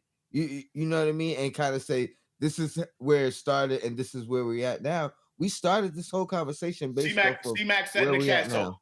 this is what C-Mac says in the chat. He says, so he's supposed to say it on ESPN and risk losing his job. According to Tony, he's risking his job right now. So it doesn't matter, right? But when you say it on ESPN, now that becomes ESPN's. It almost becomes their take, right? Because it's on their. According to Tony, it's the same thing now. He can risk losing his job right now by doing it now. Potentially, yes. It's more of a risk to do it on air. And I'm not saying he should or shouldn't do it on air. If the topic comes up now, where they're addressing directly these stipulations for Kyrie to come back, and he has a different tune, I'll have a different stance. But you know what I mean? We're really talking about the stipulations for Kyrie to come back, or at least he is. Right. He's not talking about Kyrie's post and whether that was right or wrong. He's not talking about should Kyrie have said, no, I don't support anti-Semitic views or whatever, or was his response the right response? He's not. He addressed all that. That's when you're saying he was bashing him. But you even agree with what Jay Williams was saying before. You said I did what? I agree with who? The same things that you've said tonight is the same thing that Jay Williams has said on ESPN prior to this. I don't quite remember. I will have to go back and check Jay Williams. If I'm wrong about that, then I'm wrong about that. But here's one last thing I'll say about this whole thing. You saying that he's talking about after the fact and the stipulations and everything that he has to do. But what he did and not apologizing the way he did contributed to those stipulations. Would you agree? I think the stipulations are wrong. So right, but I'm saying, but what Kyrie did or did not do before the stipulations came out contributed to why he got those. Most likely, but that don't make I mean, it what right. else could it be? I never said it was right. I'm just saying it's a part of the conversation. So if you're gonna have the same energy now, right? Why didn't you have it in the media? Because the media was again perpetuating that, right? So Put it it- all comes put it down like to this. him. I mean, but if the Jay thing Williams is, was arguing you shouldn't have suspended Kyrie, that would be a different conversation. It's only based off of what he needs to do to get back on the court. Though that's what he has the issue with. This is where he's saying, all right, this is going too far. He's not saying Kyrie did nothing wrong because he already acknowledged what Kyrie did wrong. And he was right to acknowledge that. At this point, he's saying, yo, you see what they doing to him? This ain't right. How does he deserve that? Whether you agree with that point or not, you know what I mean? That's all he's saying. that's you know, I want to get to. This will be the last topic we get into, you know, and it involves Kanye. You know, we all heard Drink Champs and all of that stuff, things he was saying on Drink Champs, and without a doubt, you know what I mean, with Kanye, you know, with things he said on Drink Champs led to controversy about Jewish people, right? And then you had some people who went out and did their little, you know, did their protests and, you know, whatever happened in other places across the country, and they blamed it on Kanye. You know, that you know, he's the one who made these people do these things. What is freedom of speech nowadays? Right? And we can get in and talk about Kanye and things that he said and all of that, but what is freedom of speech nowadays? Right? One thing I think I do want people to understand, because people talk about freedom of speech. And freedom of speech really pertains to the law. Right? Kyrie can post, if Kyrie was not a part of the Brooklyn Nets or the NBA, he could post, I can post it on that same thing on my Twitter right now. No one's going to come lock me up. Right? Certain things I can say, I'm not going to get locked up. That's what freedom of speech is. Freedom of speech does not save you from consequences. Consequences, yep. You know what I'm saying? You can say something to get fired from your job. You may not go to jail, but you can get fired from your job. You can get smacked in the head by your mother, whatever. Dumped by your girlfriend. You know what I'm saying? Dumped by your girl, you know? So, I mean, I think we have to make that distinction, you know, but what is freedom of speech nowadays? And when does freedom of speech when does it cross that line to become, when does it cross the line to where it's now illegal and it's now hate speech? Or Alex Jones, right, was just sued for however many billions of dollars, and the families won. The families of Sandy Hook won that money, right, because of things he was saying on his radio show, you know, saying that people who died, it was fake, and then there were people who were protesting, families of Sandy Hook and all kinds of things. Those families won a lawsuit. Well, now I don't know, what is it, $9 billion or some number? I don't know what it is. Almost $1 billion, 900 million. Okay, 900 million, right? Where does the line stop? And I'm not agreeing with anything that the man said, talking about Alex Jones. But are you saying that I can say something on one of my live shows that hurts somebody's feelings, or I can say something on my live show and somebody says, oh yeah, Simeon said that he don't like Savvy D, so I'm going to go smack Savvy D. I didn't tell that man to smack Savvy D. I just said I didn't like Savvy. And now he goes and smacks him. I'm responsible for that. I think the important distinction for people. And I invite all y'all to try too. And But I Alex, and I what, invite every last one here. Take your best shot, please do. like you said, Sam, I think the freedom of speech term is a legal question, right? Right. You have the right to say whatever you need to say unless it is hateful or you are threatening somebody by law. That's the legal part of it. Alex Jones did not say anything illegal. He got sued in a civil lawsuit. So that is not illegal what he did. He faced civil consequences for it. Like if you say something that's defamatory, defamatory, right? You can get sued civilly. Right. It's legal for you to say it, but you can get sued civilly. So there's the distinction with that. I think when it comes to civil suits, it really just depends on the nature of what you're saying and whether someone feels a certain type of way and they have a legal claim for it. Right? Defamation is saying something that is that you present to be, and I watch a lot of Judge Mathis, so I kind of know this. It's something that you put out to be real, but turns out to be fake or illegitimate. That's what defamation is. That's how you can win a defamation claim. Don't you have to have either reasonable proof or reasonable knowledge that it's untrue?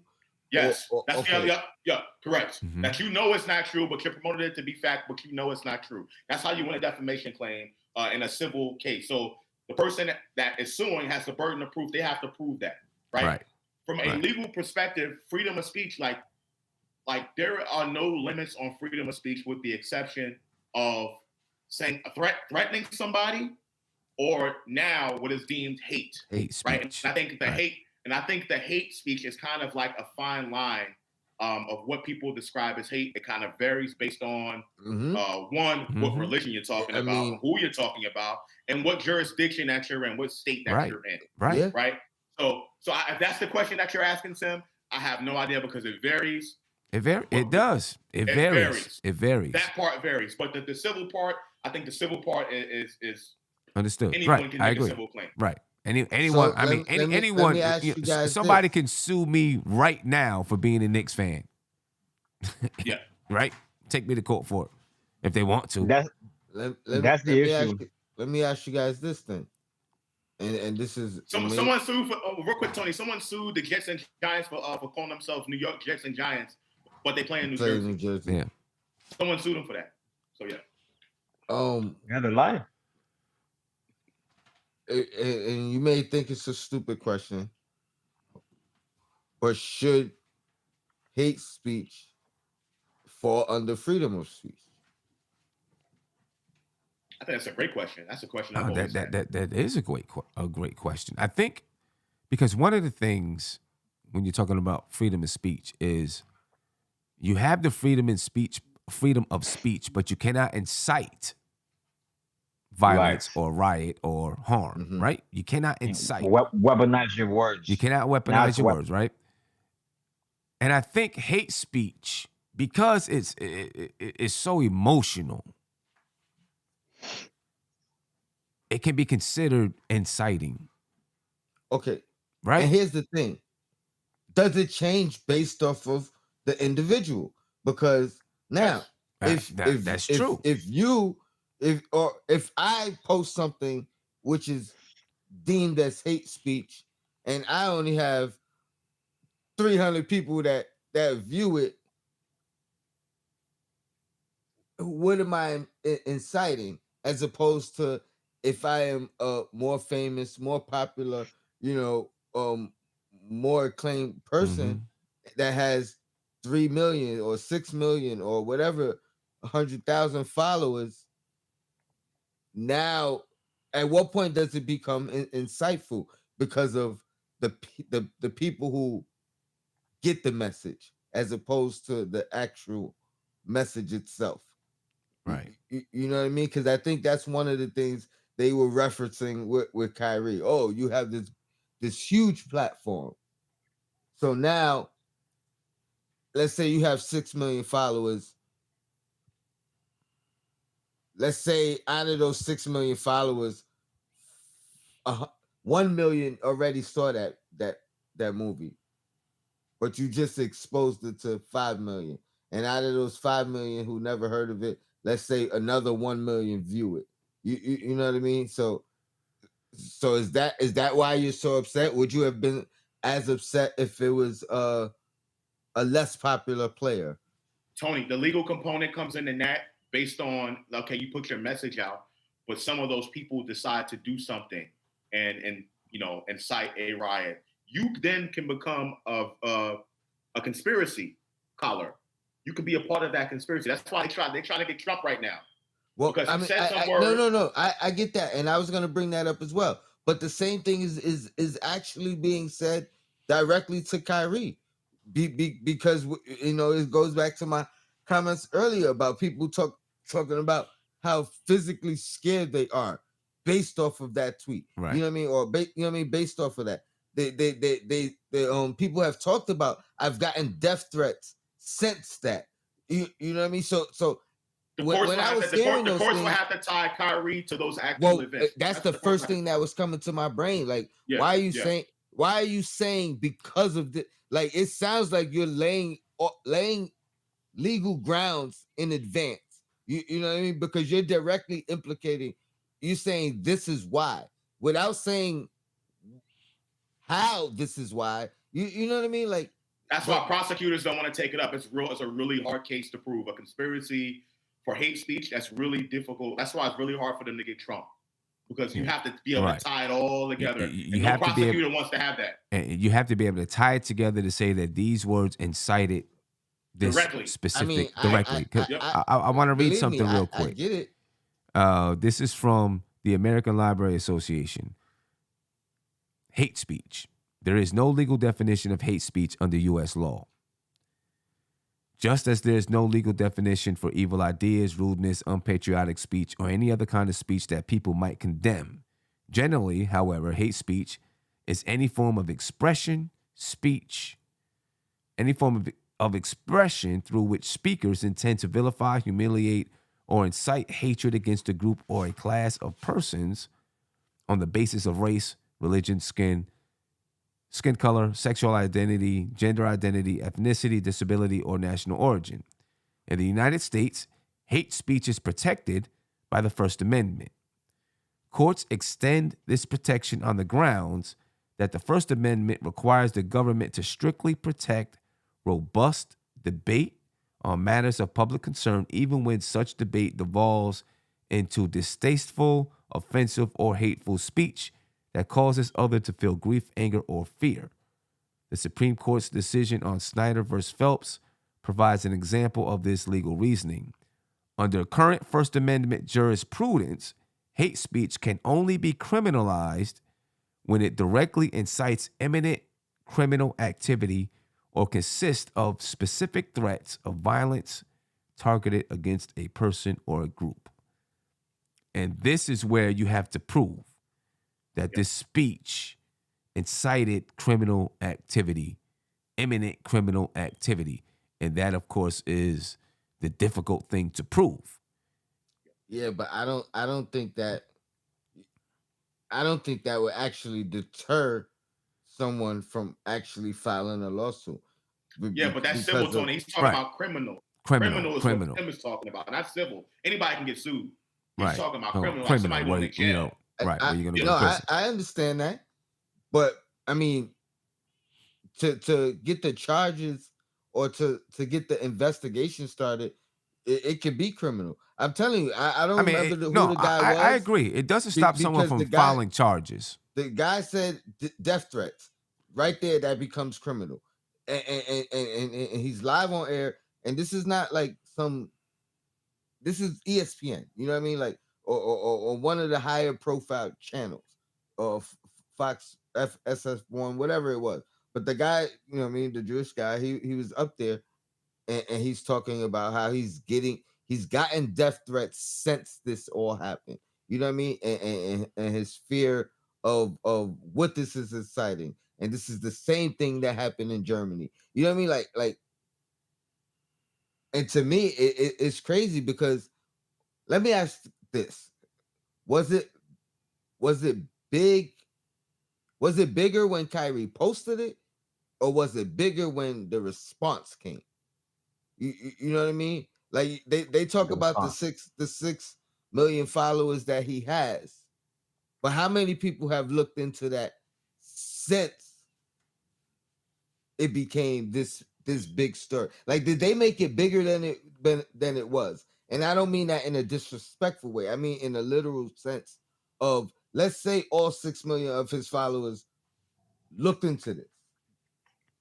Do you think more than 6 million people looked into it after it became, without a doubt, the without a doubt, controversy that it without a became? doubt, You know what I without a mean? doubt, So without a doubt. it's just it's a weird dynamic. Yeah, but you know it's funny. You really do have to watch what you say and how you move nowadays. You know what I mean? You still have that freedom of speech, but today, people are taking words and saying, okay, well, I believe it did incite criminal activity, right? Here's the Or thing, threats of right? violence against a group or a person. And I'm just wondering, where is that line?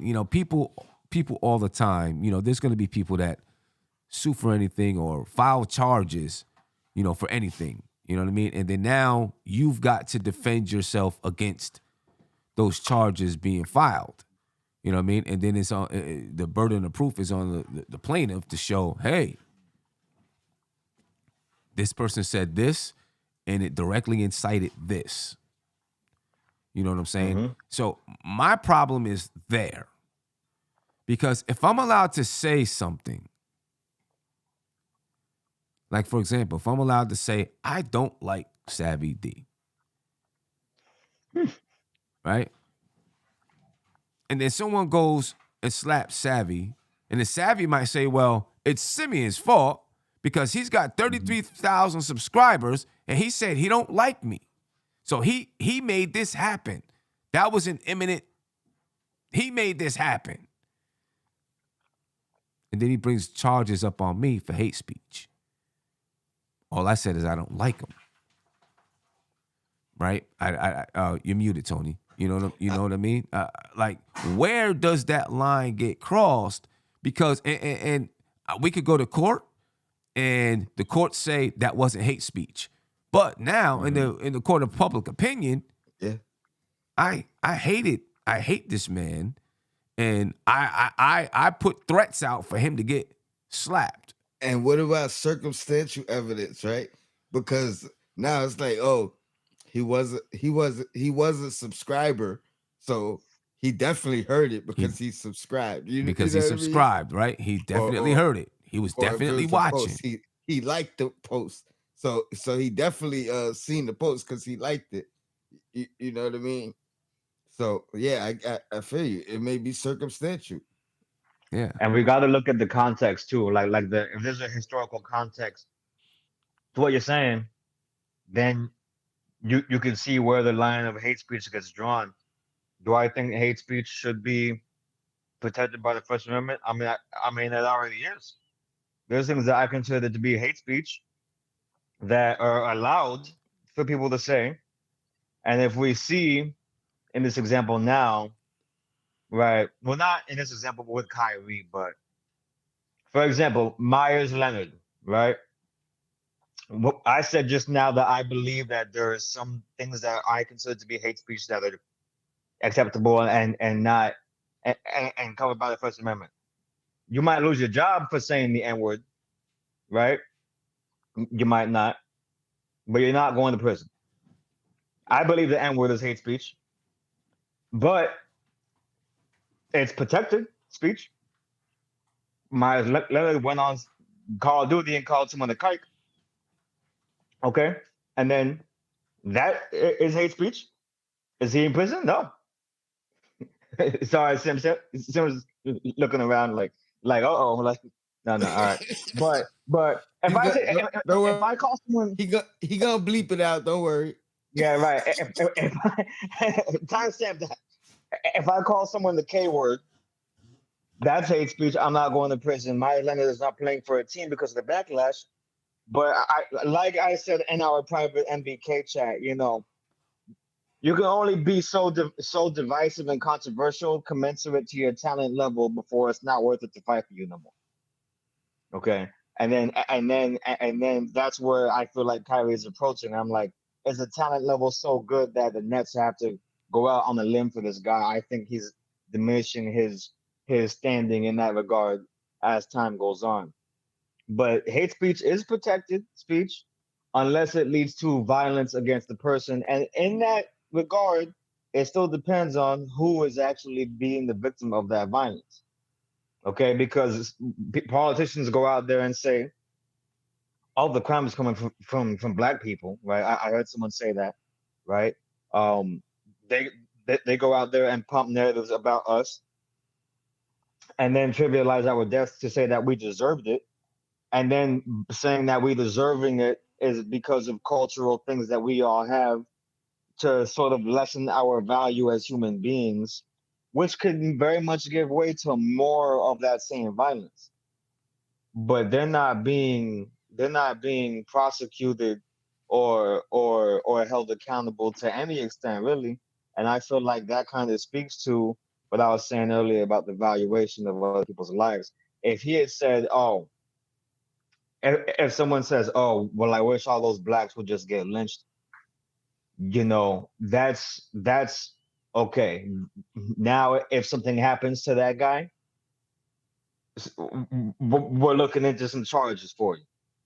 Okay, but it depends on the context, because if you already have a history of people acting on the violence that you're acting it violently in terms of the hate speech that you are like speaking, then you should be aware of that. And what has been that case for us historically? It's been, oh, a, a white woman was sexually assaulted, or they tried to vote and like steal the election or whatever. And if these narratives don't sound familiar already, we just had a period recently where voter ID laws are coming back into play, and the people are saying that we're trying to swing the elections, which is ironic consider the context. But I think the line of freedom of speech comes to the point where it is able to harm others. Right. When Yeah. it becomes physically harmful to others, that is when it becomes hate speech. So that's Yeah. why, But there's a thin But line with that as well. that's the thing. There's just a thin line with you this. know, This it's just a thin line. Like You know what I mean? sometimes if I'm a it's rapper, never always gonna be right. I don't think it's mhm, even always gonna be consistent. I think some people are gonna win cases because they have a good lawyer. Some people are gonna right, lose cases because they have a bad Bad law. lawyer. Mm-hmm. right, Same thing goes down to the jury, goes down to the judge, goes down to, you know what I mean. Like, so it's good judge, good jury. You know what I mean, good lawyer. So it's gonna be interpretation. It's gonna be yeah, perspective. There is legal precedence though. There is legal precedence. So the person, let's say, someone said all black people should be lynched, right? And then the black guy gets lynched. Obviously, he's not going to be the one filing the charges, but let's say his family files the charges, right?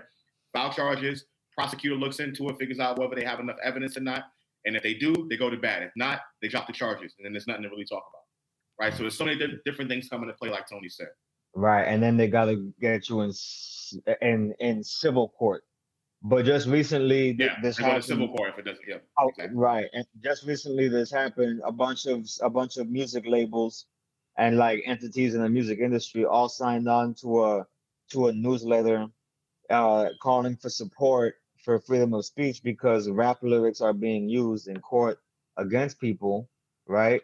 But if the hip hop police see you saying, "Oh, it's a green light on so and so," okay, and then so and so gets dropped, you best believe they're gonna use that in court, and they have grounds to stand on being admissible, because even Can, though you have the right to your First Amendment rights, can I speak you on said that? it's a green light on so and so. That is specific. Hey y'all, I'm about Can to get I out of here. I gotta go to work. I gotta go to work in the All morning. It right. was nice chatting it up with y'all. I stayed on way too appreciate late. you? I Hey, gotta go. I'll be you ain't get no tomatoes in the chat today, bro. I know. Thank y'all. Appreciate Appreciate that. you, Y'all know bro. I was saying some real stuff. Y'all Yeah, take care. Good appreciate night. you, man. Get some rest, brother. Oh man, what you just say, Savvy? I was just saying that it would be easier to argue something that is admissible in court if you are specifically saying it's a green light on so and so. Oh, I wanted to speak to the rap lyrics in general, and in and the and, right. and like, here's my thing. If you say it's a green light on and so gets killed, I don't think that should be enough evidence for you to be on trial or charged, etc., etc. You know what I mean? So what I'm saying to that is, do I think it should be used as evidence? Not. I think they need more evidence before that can be used as evidence. Is what I want to say. That shouldn't be what proves your case. That shouldn't be what you win your Right, case right. off. You know what I They mean? have You to need. that I that's want a tight forensics. correlation. You know what I mean? I want eyewitness. I need video. You know what I mean? And I'm speaking as if I'm a juror, I guess, because that's the only way that my opinion is going to influence. You know what I Right, mean? Whether this guy is going to jail or not. But right. because he has a song and he said such and such is a green light on such and then such and such gets gets killed, I guess I'm aware enough of what goes on in the world that the two things don't have to be related. You know what I mean? How this such and such was living, what he was into, you know what I mean? Who else didn't like him? There's a thousand things that could be the reason why he's dead. Um, and I believe if you're dumb enough to do a crime and then make a song saying this is what I did, how I did it, when I did it, and this is what I was wearing, you know what I mean? I still think they need to find the evidence that directly implement that shouldn't be the direct implication for you. But once they have that, yes, this should be some extra evidence. You know what I mean? It Yeah. shouldn't be the lead evidence. Nah, I feel Well, you. well, do always remember that before it even gets to your trial, the lawyers there's prosecutors arguing in court about why they should be able to get a warrant for your arrest, why they should Mhm. be able to get you feel me, why they should be able to search your house or something like that. So if they're able to tie a correlation there and be like, well, Well, there's got to maybe be it's enough nothing, evidence. You know, right, they go through that procedure first. There's got to be enough evidence, right, and they right, don't and determine at then this point if that evidence points to you or not. But there's got to be enough evidence, and then you go. exactly. I Yeah, do like want to shout out Kaiser Souls. He says the real issue isn't freedom of speech. The real issue is a lack of organization and power. Jews understand power and they are unified. That's why they can silence any one of us. And I agree with him 100%. When you that's listen a to fact. Ye and Drink Champs, one of the things he said there that really does get overlooked is I'm Hmm. jealous of the Jews. I Hmm. I'm feel the jealous same way. at the way that they are organized. I'm jealous at the way that they run business, at the way that they support one another, et cetera, Mm. et cetera, et cetera. I'm jealous of them because I want that for my people. Obviously, that gets overlooked, you know, because of other things that he said. But I agree with Kaiser Souls 100%. Yeah, And maybe, to yeah, your same. point, if you notice, I have yet to say yay tonight, except when I spelt out the CON and then said yay. And the reason being, the reason why I feel way more comfortable coming on here tonight and supporting Kyrie as much as I feel, you know what I mean, for the things that I agree with him with or I feel were injustice to him, as opposed to, you know, us doing a stoop on the whole Kanye situation, is because of it's hard for me to stand with Kanye because of all the other things, because of the White Lives Matter, because of the George Floyd comment, Right, because of right, the slavery's a right, choice. right. And I fell for it before, you know what I mean? The slavery of choice thing, I was pissed off and I'm like, all right, I ain't rocking with Kanye no more. He wilding, he bugging. Then he dropped a dope Donda and I'm like, all right, well, he's still, you know what I mean? He's still a genius. So not only is what he's saying is true, But what he's saying is true. It's true about it's true on both fronts because we weren't strong enough to cancel him in the sense of we were all pissed off about the slavery comment, but once Donda came out, you know what I mean? We was back on that train. And like Jay Williams said, we don't have the power in government and media, et cetera, to okay, I'm done. You know what I'm saying? Yeah, we but the difference we don't is- we're not in that kind of power. We don't have that power structure. But the difference is we have power. That's the difference. That we don't have that same type of power, but the black dollar is the strongest dollar in America, if not the world. I don't know about the world, but it's definitely the strongest dollar in America. You know what I mean? But it's not And we use it unified. too. It's not And we use unified. our power. Yes, we And spend we the use most our money. power But because think of it we're this not, way. but we're not unified. We're not Right. unified in any I'm aspect. not You know what I I'm mean? not In saying thought, that we are. in religion, in you know Right. what I mean? In culture, Definitely not. in Definitely not. And I spoke on this in the MBK chat the other day when I was speaking to Andy about why these things continue to happen, right? To us, and it's not, and we're not able to hold people accountable. But in that particular example, first of all, my issue with Kanye is that first of all, he goes untreated with his mental illness a lot. Prior to any of that being a thing, he was a very, very like outspoken, manic, impulsive artist type of guy. I think when you combine those things, when he says slavery was a choice, that pisses me off too. And the way that the people he said it in front of, the forum that he said it on, and the things that he tolerated being said in reaction to it bothered me a lot. But when I take the statement itself on its own merit, do I see what he was trying to get at? I mean, yeah, of course.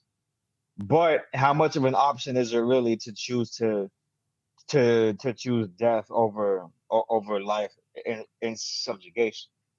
That's the illusion of choice. yeah, That's not a true choice, right? absolutely. But if he's saying that they could have chosen to revolt at any given time, then he's right. And they did revolt several times, Plenty of more times. times, That's more times than we even study, which kind of, in a certain way, proves his point because they chose to go against it. But the truth is, what was the wise choice to make? It was to try to get through something difficult and try to find ways out of it as you could as you went along. Only in the very extreme circumstances did people say, "Hey, we have to overhaul this whole thing." But when he said that, people in our community handled him in the way that we handle our community. We don't seek to have the destroy conversation. each other's careers. No. Yeah. Because Hey, people in Chicago were stepping to him, and having conversations and everything. But we don't seek to destroy and silence and get rid of people the way in our community, the way that other communities do. yeah. Which is why he's Are able you to stick Hey, around. are you Savvy, referring to our own or to others? Our own. let me ask you this, Savvy. And I know you weren't fully agreeing with Kanye. You said you understood what he was trying to say. Yeah. But also, did you see the movie Alice? I think it was Alice. Alice, no. About this lady who was born into slavery, Mhm. right? And then I forgot what happened. It has Common in it, and I think it's Keke Palmer, I believe. And she leaves out, and when she leaves out, I don't know if she runs away, whatever it is. She finds out that there's actually Free. black people who are free. They're in the 70s or the 60s, right? And she's looking around. She sees black people and white people sitting and eating lunch together. Black people owning businesses and so on and so Yeah. forth. And there's right. And then of course they find out that there was some white guy who had all these black people that believed that they were born into slavery, living in this encampment, and he was having them work for him. right? Mhm. And what he said is, I never told these people they couldn't leave. Mhm. They made a choice to stay here, right? But Mental. they believed that they were Right. born into this, and this is just what life is, Yes. right? Exactly. When you shoot backwards, those who were born into slavery, just like today, Mhm. there are things happening in our world today. Mhm. We're born into it, and we're just like, We don't know no better. this is what it is. Yeah. I was born poor, right? And when I looked around, everybody around me was poor. And I was just like, I didn't even, I mean, I guess I didn't know if I was poor or not. I know now, you know what I'm saying? But I made the best of life, the life that I had. Exactly. And I was brought up in the life that I had. And as I got a little bit older, I was able to see other things. And I said, I think I want to try, to make my life a little bit different, right? Mhm. But back then, you didn't see any other thing. Exactly. You heard about these people in New York that was free. You know what I'm saying? But you didn't really see it. I guess Exactly. some people wanted to say, well, I want to go see it. So yeah, they decided to leave. But slavery is not just physical, it's mental.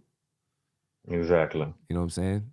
The And psychological bonds are psychological stronger than the bondage physical is ones at times. way stronger than physical bondage. You know what I'm My saying? thing with Kanye is, and this is something you have to learn. If you can't express yourself correctly, you're better off not expressing yourself. You know what I mean? Exactly. And honestly, I understand getting where he was coming from and things, because I tried to shoot him some bail. You know what I mean? But then it's the next comment. And then, But yeah. and then it's the next And the comment. next thing, So right? Right. at some point, I have to believe, all right, he's doing this on purpose. I'm not falling for this no more. You know what I mean? Like, there's no way you believe some of the things that you're saying. You know what I mean? Or even your justification of it. How do you get from this to this? They don't connect. You know what I mean? Like, you'll say a justification that makes sense, but it doesn't actually make sense in the context of what you're saying it justifies. You know what I Exactly. mean? Like you could have just said with the justification and not did the BS part. Right. You know what I mean? So it's hard for me to come out and defend Kanye, even though I Same. do agree a lot of things he said was true, and a lot of things that happened afterwards actually proved what he said was true. Right. You know what I mean? So And a so the lot of his motives are impure. And I didn't like the fake apology that he made to the George Floyd family about what he said there either. And I don't think he's worthy of defense or anything like that. But I think that even when he's making a good point, he ruins it with the Right. the way he makes the point. Right. yeah, And and I that's think it's a he actually he ruins it. He ruins the good point before he even gets to the good point because he says yeah. it wrong.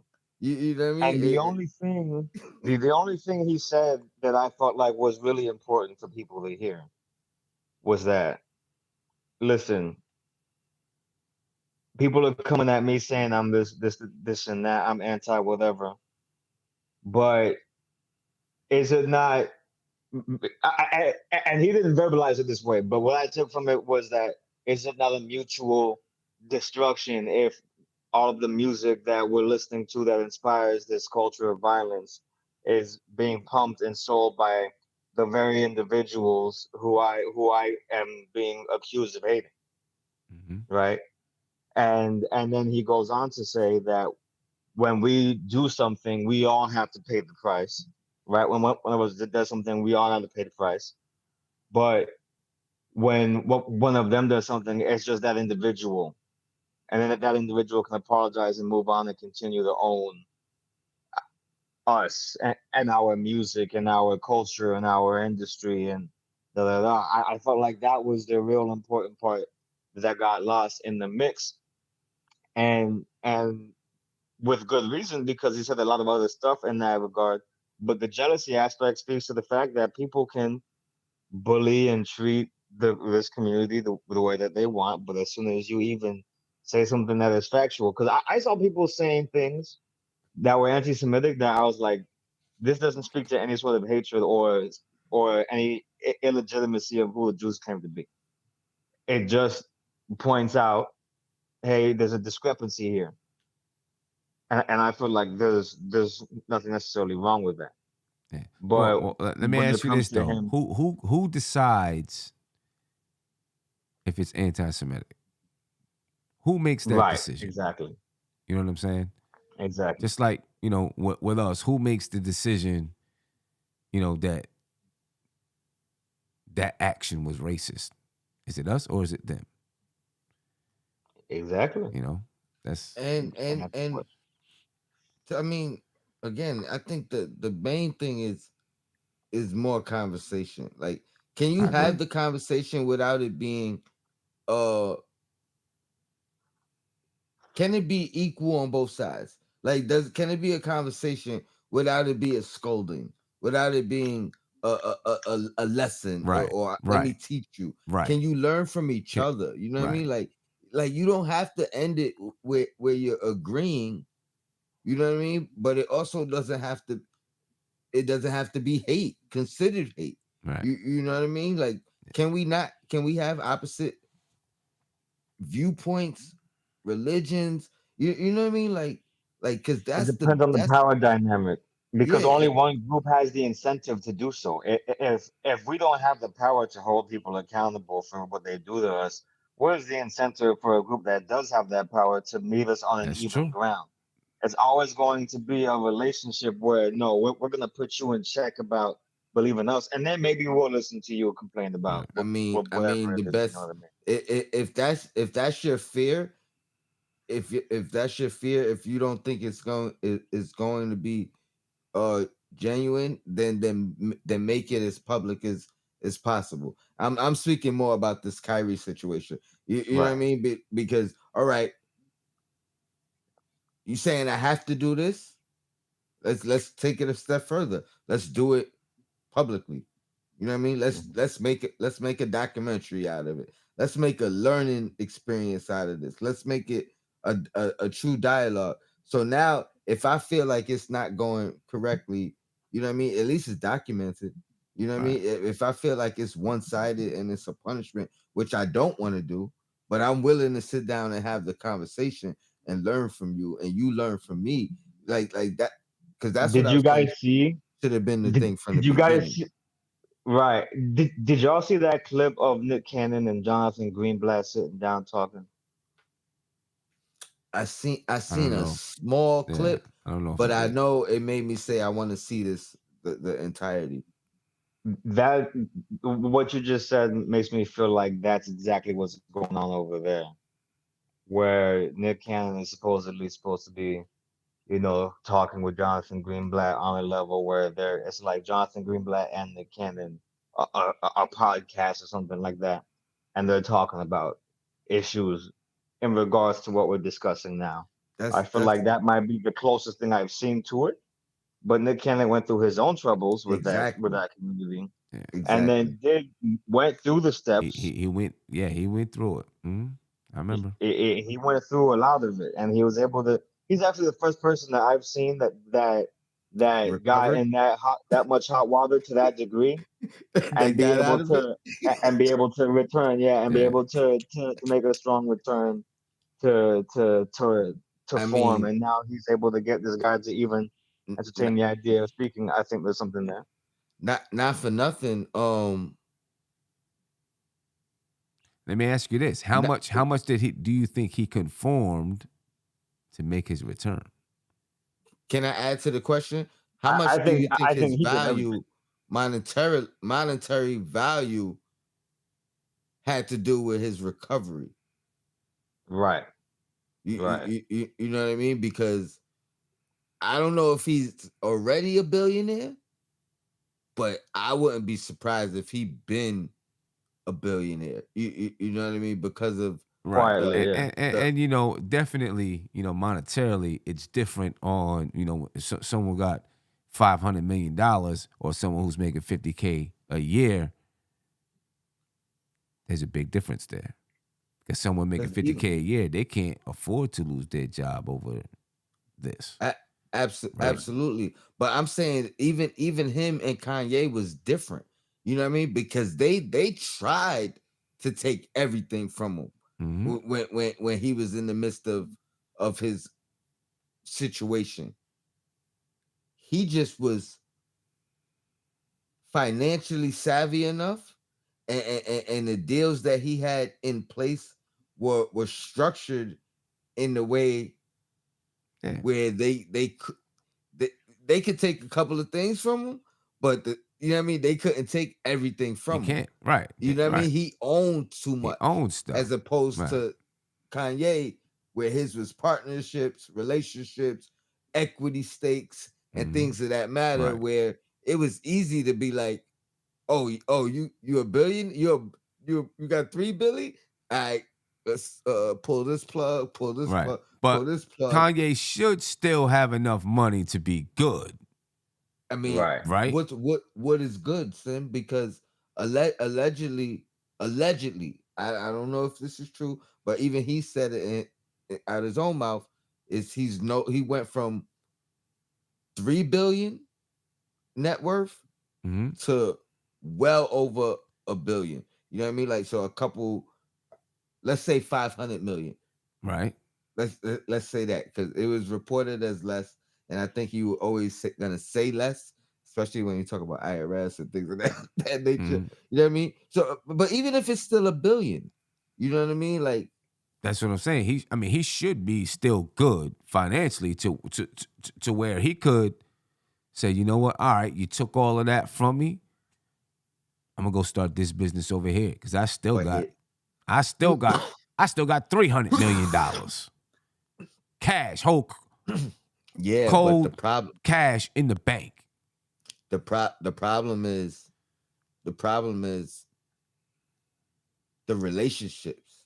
Right. Relationships I get it. was more valuable to him, like I whether I he get knew it or those not. like I get those relationships, but I'm just saying, as far as if I make 50K a year, I can't afford to damage any relationships that's bringing in my money. But No, if I'm a absolutely, billionaire, you know what I'm absolutely, saying? All absolutely. right, it might hurt me as far as my standard of living right now, but I'm not hungry.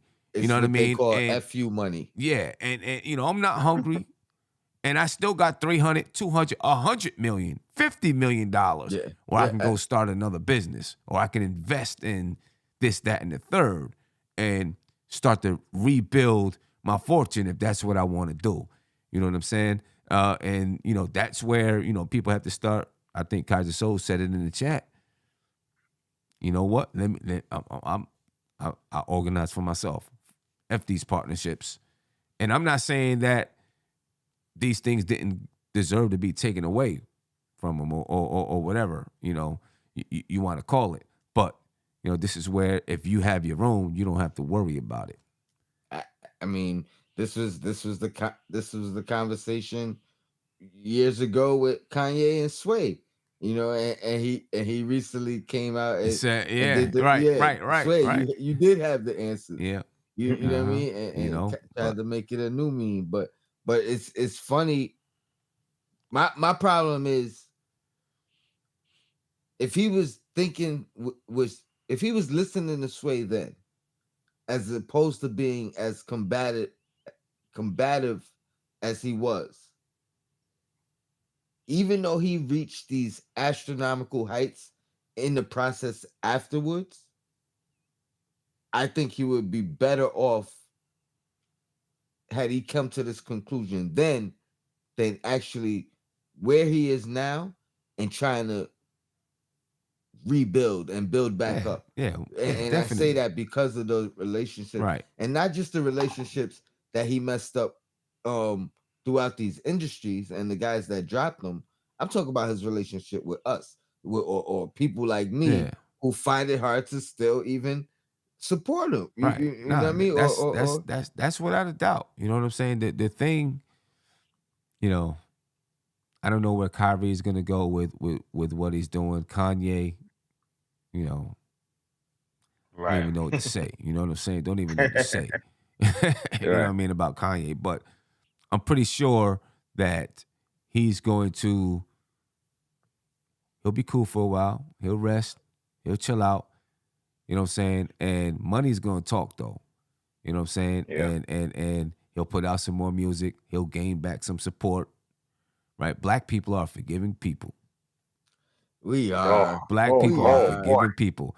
He'll gain That, back some that- support. And once he starts gaining back some support, and as long as you got these little white kids out here in the suburbs or wherever you want to call it, you know what I'm saying, buying his music, you know, he'll build it back up slowly. And, you know, as long as he doesn't do anything else, which he will, you know what I mean? Alright. But it's just fascinating to me. They're Slim, still gonna sell the Yeezys though. They're still I'm, gonna sell the Yeezys though. I mean, They're gonna take the name off of it, but they're gonna sell the designs though. If it's so bad, I we mean, don't want to have anything to do with I them. mean, I mean, I they mean, own the I But mean, design but though. I They mean, own hold the up, design. Freezy. but Don't Kai, the part of the reason he spazzed out on them in the first place is because they was selling the Yeezys without the Yeezy name on it. Yeah. So they all these ain't shoes look doing like these nothing shoes now. different. Nah, I Like mean, this is listen, what caused the actual issue. but this is funny Hey. because they do this with basketball players all the time. You see a sneaker Mhm. and it has this player's name on it, right? And then, you know, when that player is no longer good, that same sneaker is still selling, but it don't have their name on it no more. You know what I'm And saying? now the You know, Kyrie's like are like it discontinued, happens but like I that. guarantee, Yeah, now we It- call I it's always guarantee like we're that. gonna see some now we're sneakers gonna that look, just that look call like the them Kyries. the Zoom Max Elites. Yeah, Like, you know what I'm nah, saying? these is the Kyries now. Right. No, No, these the Yeah, Zoom Max the Zoom, Elites yeah, the now. Zoom these athletes. right. The Zoom Max. Yeah, I Oh mean, but boy. yeah, that's how it always is. But man, fellas, I appreciate you guys. I didn't think we was gonna go 2.5 hours. I didn't know it was Yeah, that man. long. So I'm looking at the time. I'm like, yo, what time did we start? That's Did we crazy. start at 1? Yeah, we Started at started like at like 12:20. 12:30 or Yeah. something That's like what's up. that. That's what's up, I man. didn't know we was gonna go this Um, long. You know, I mean, and yeah, I'm down to, always do a part two. Like I said, I think if we could get some I, I don't want to call opposing views, just different views different and views. Yeah, mindsets. You know what I mean? I nah, think that would be great because that'd be good. we could have the conversation. And I always like to learn. Yeah, you know what I mean. Tomorrow, I guess later on tonight, or tomorrow at midnight. You know, that King's Disease 3 should be dropping. We're gonna do some initial reviews on it, ladies and gentlemen. If you haven't seen the track list, you can go check out. I did a video earlier today or yesterday because it's almost 3 a.m. with the track list. Track list looks pretty dope, and yeah, I'm excited about it. I'm looking forward to it. You know what I mean? But I'm gonna get out of here because I gotta get up. I have a training to do from 9 to 12, 9 to 12:30. Oh, You know what I mean? oof. And I need to get some sleep so I can be ready for that joint. Get some Yeah, rest, Sim. Get some no rest, doubt. Tone. All right. It's always a pleasure being at y'all. Stoop forever. No doubt, Keep it man. locked. Yes, sir. Ladies and gentlemen, Escobar season please. has Yes, returned. sir. Please make sure you hit that like button on the way out. And yeah, I'm gonna get up out of here. I guess I'll see you tomorrow night when we review 2 albums. The Busta Rhymes joint and the Nas joint. We out. Peace.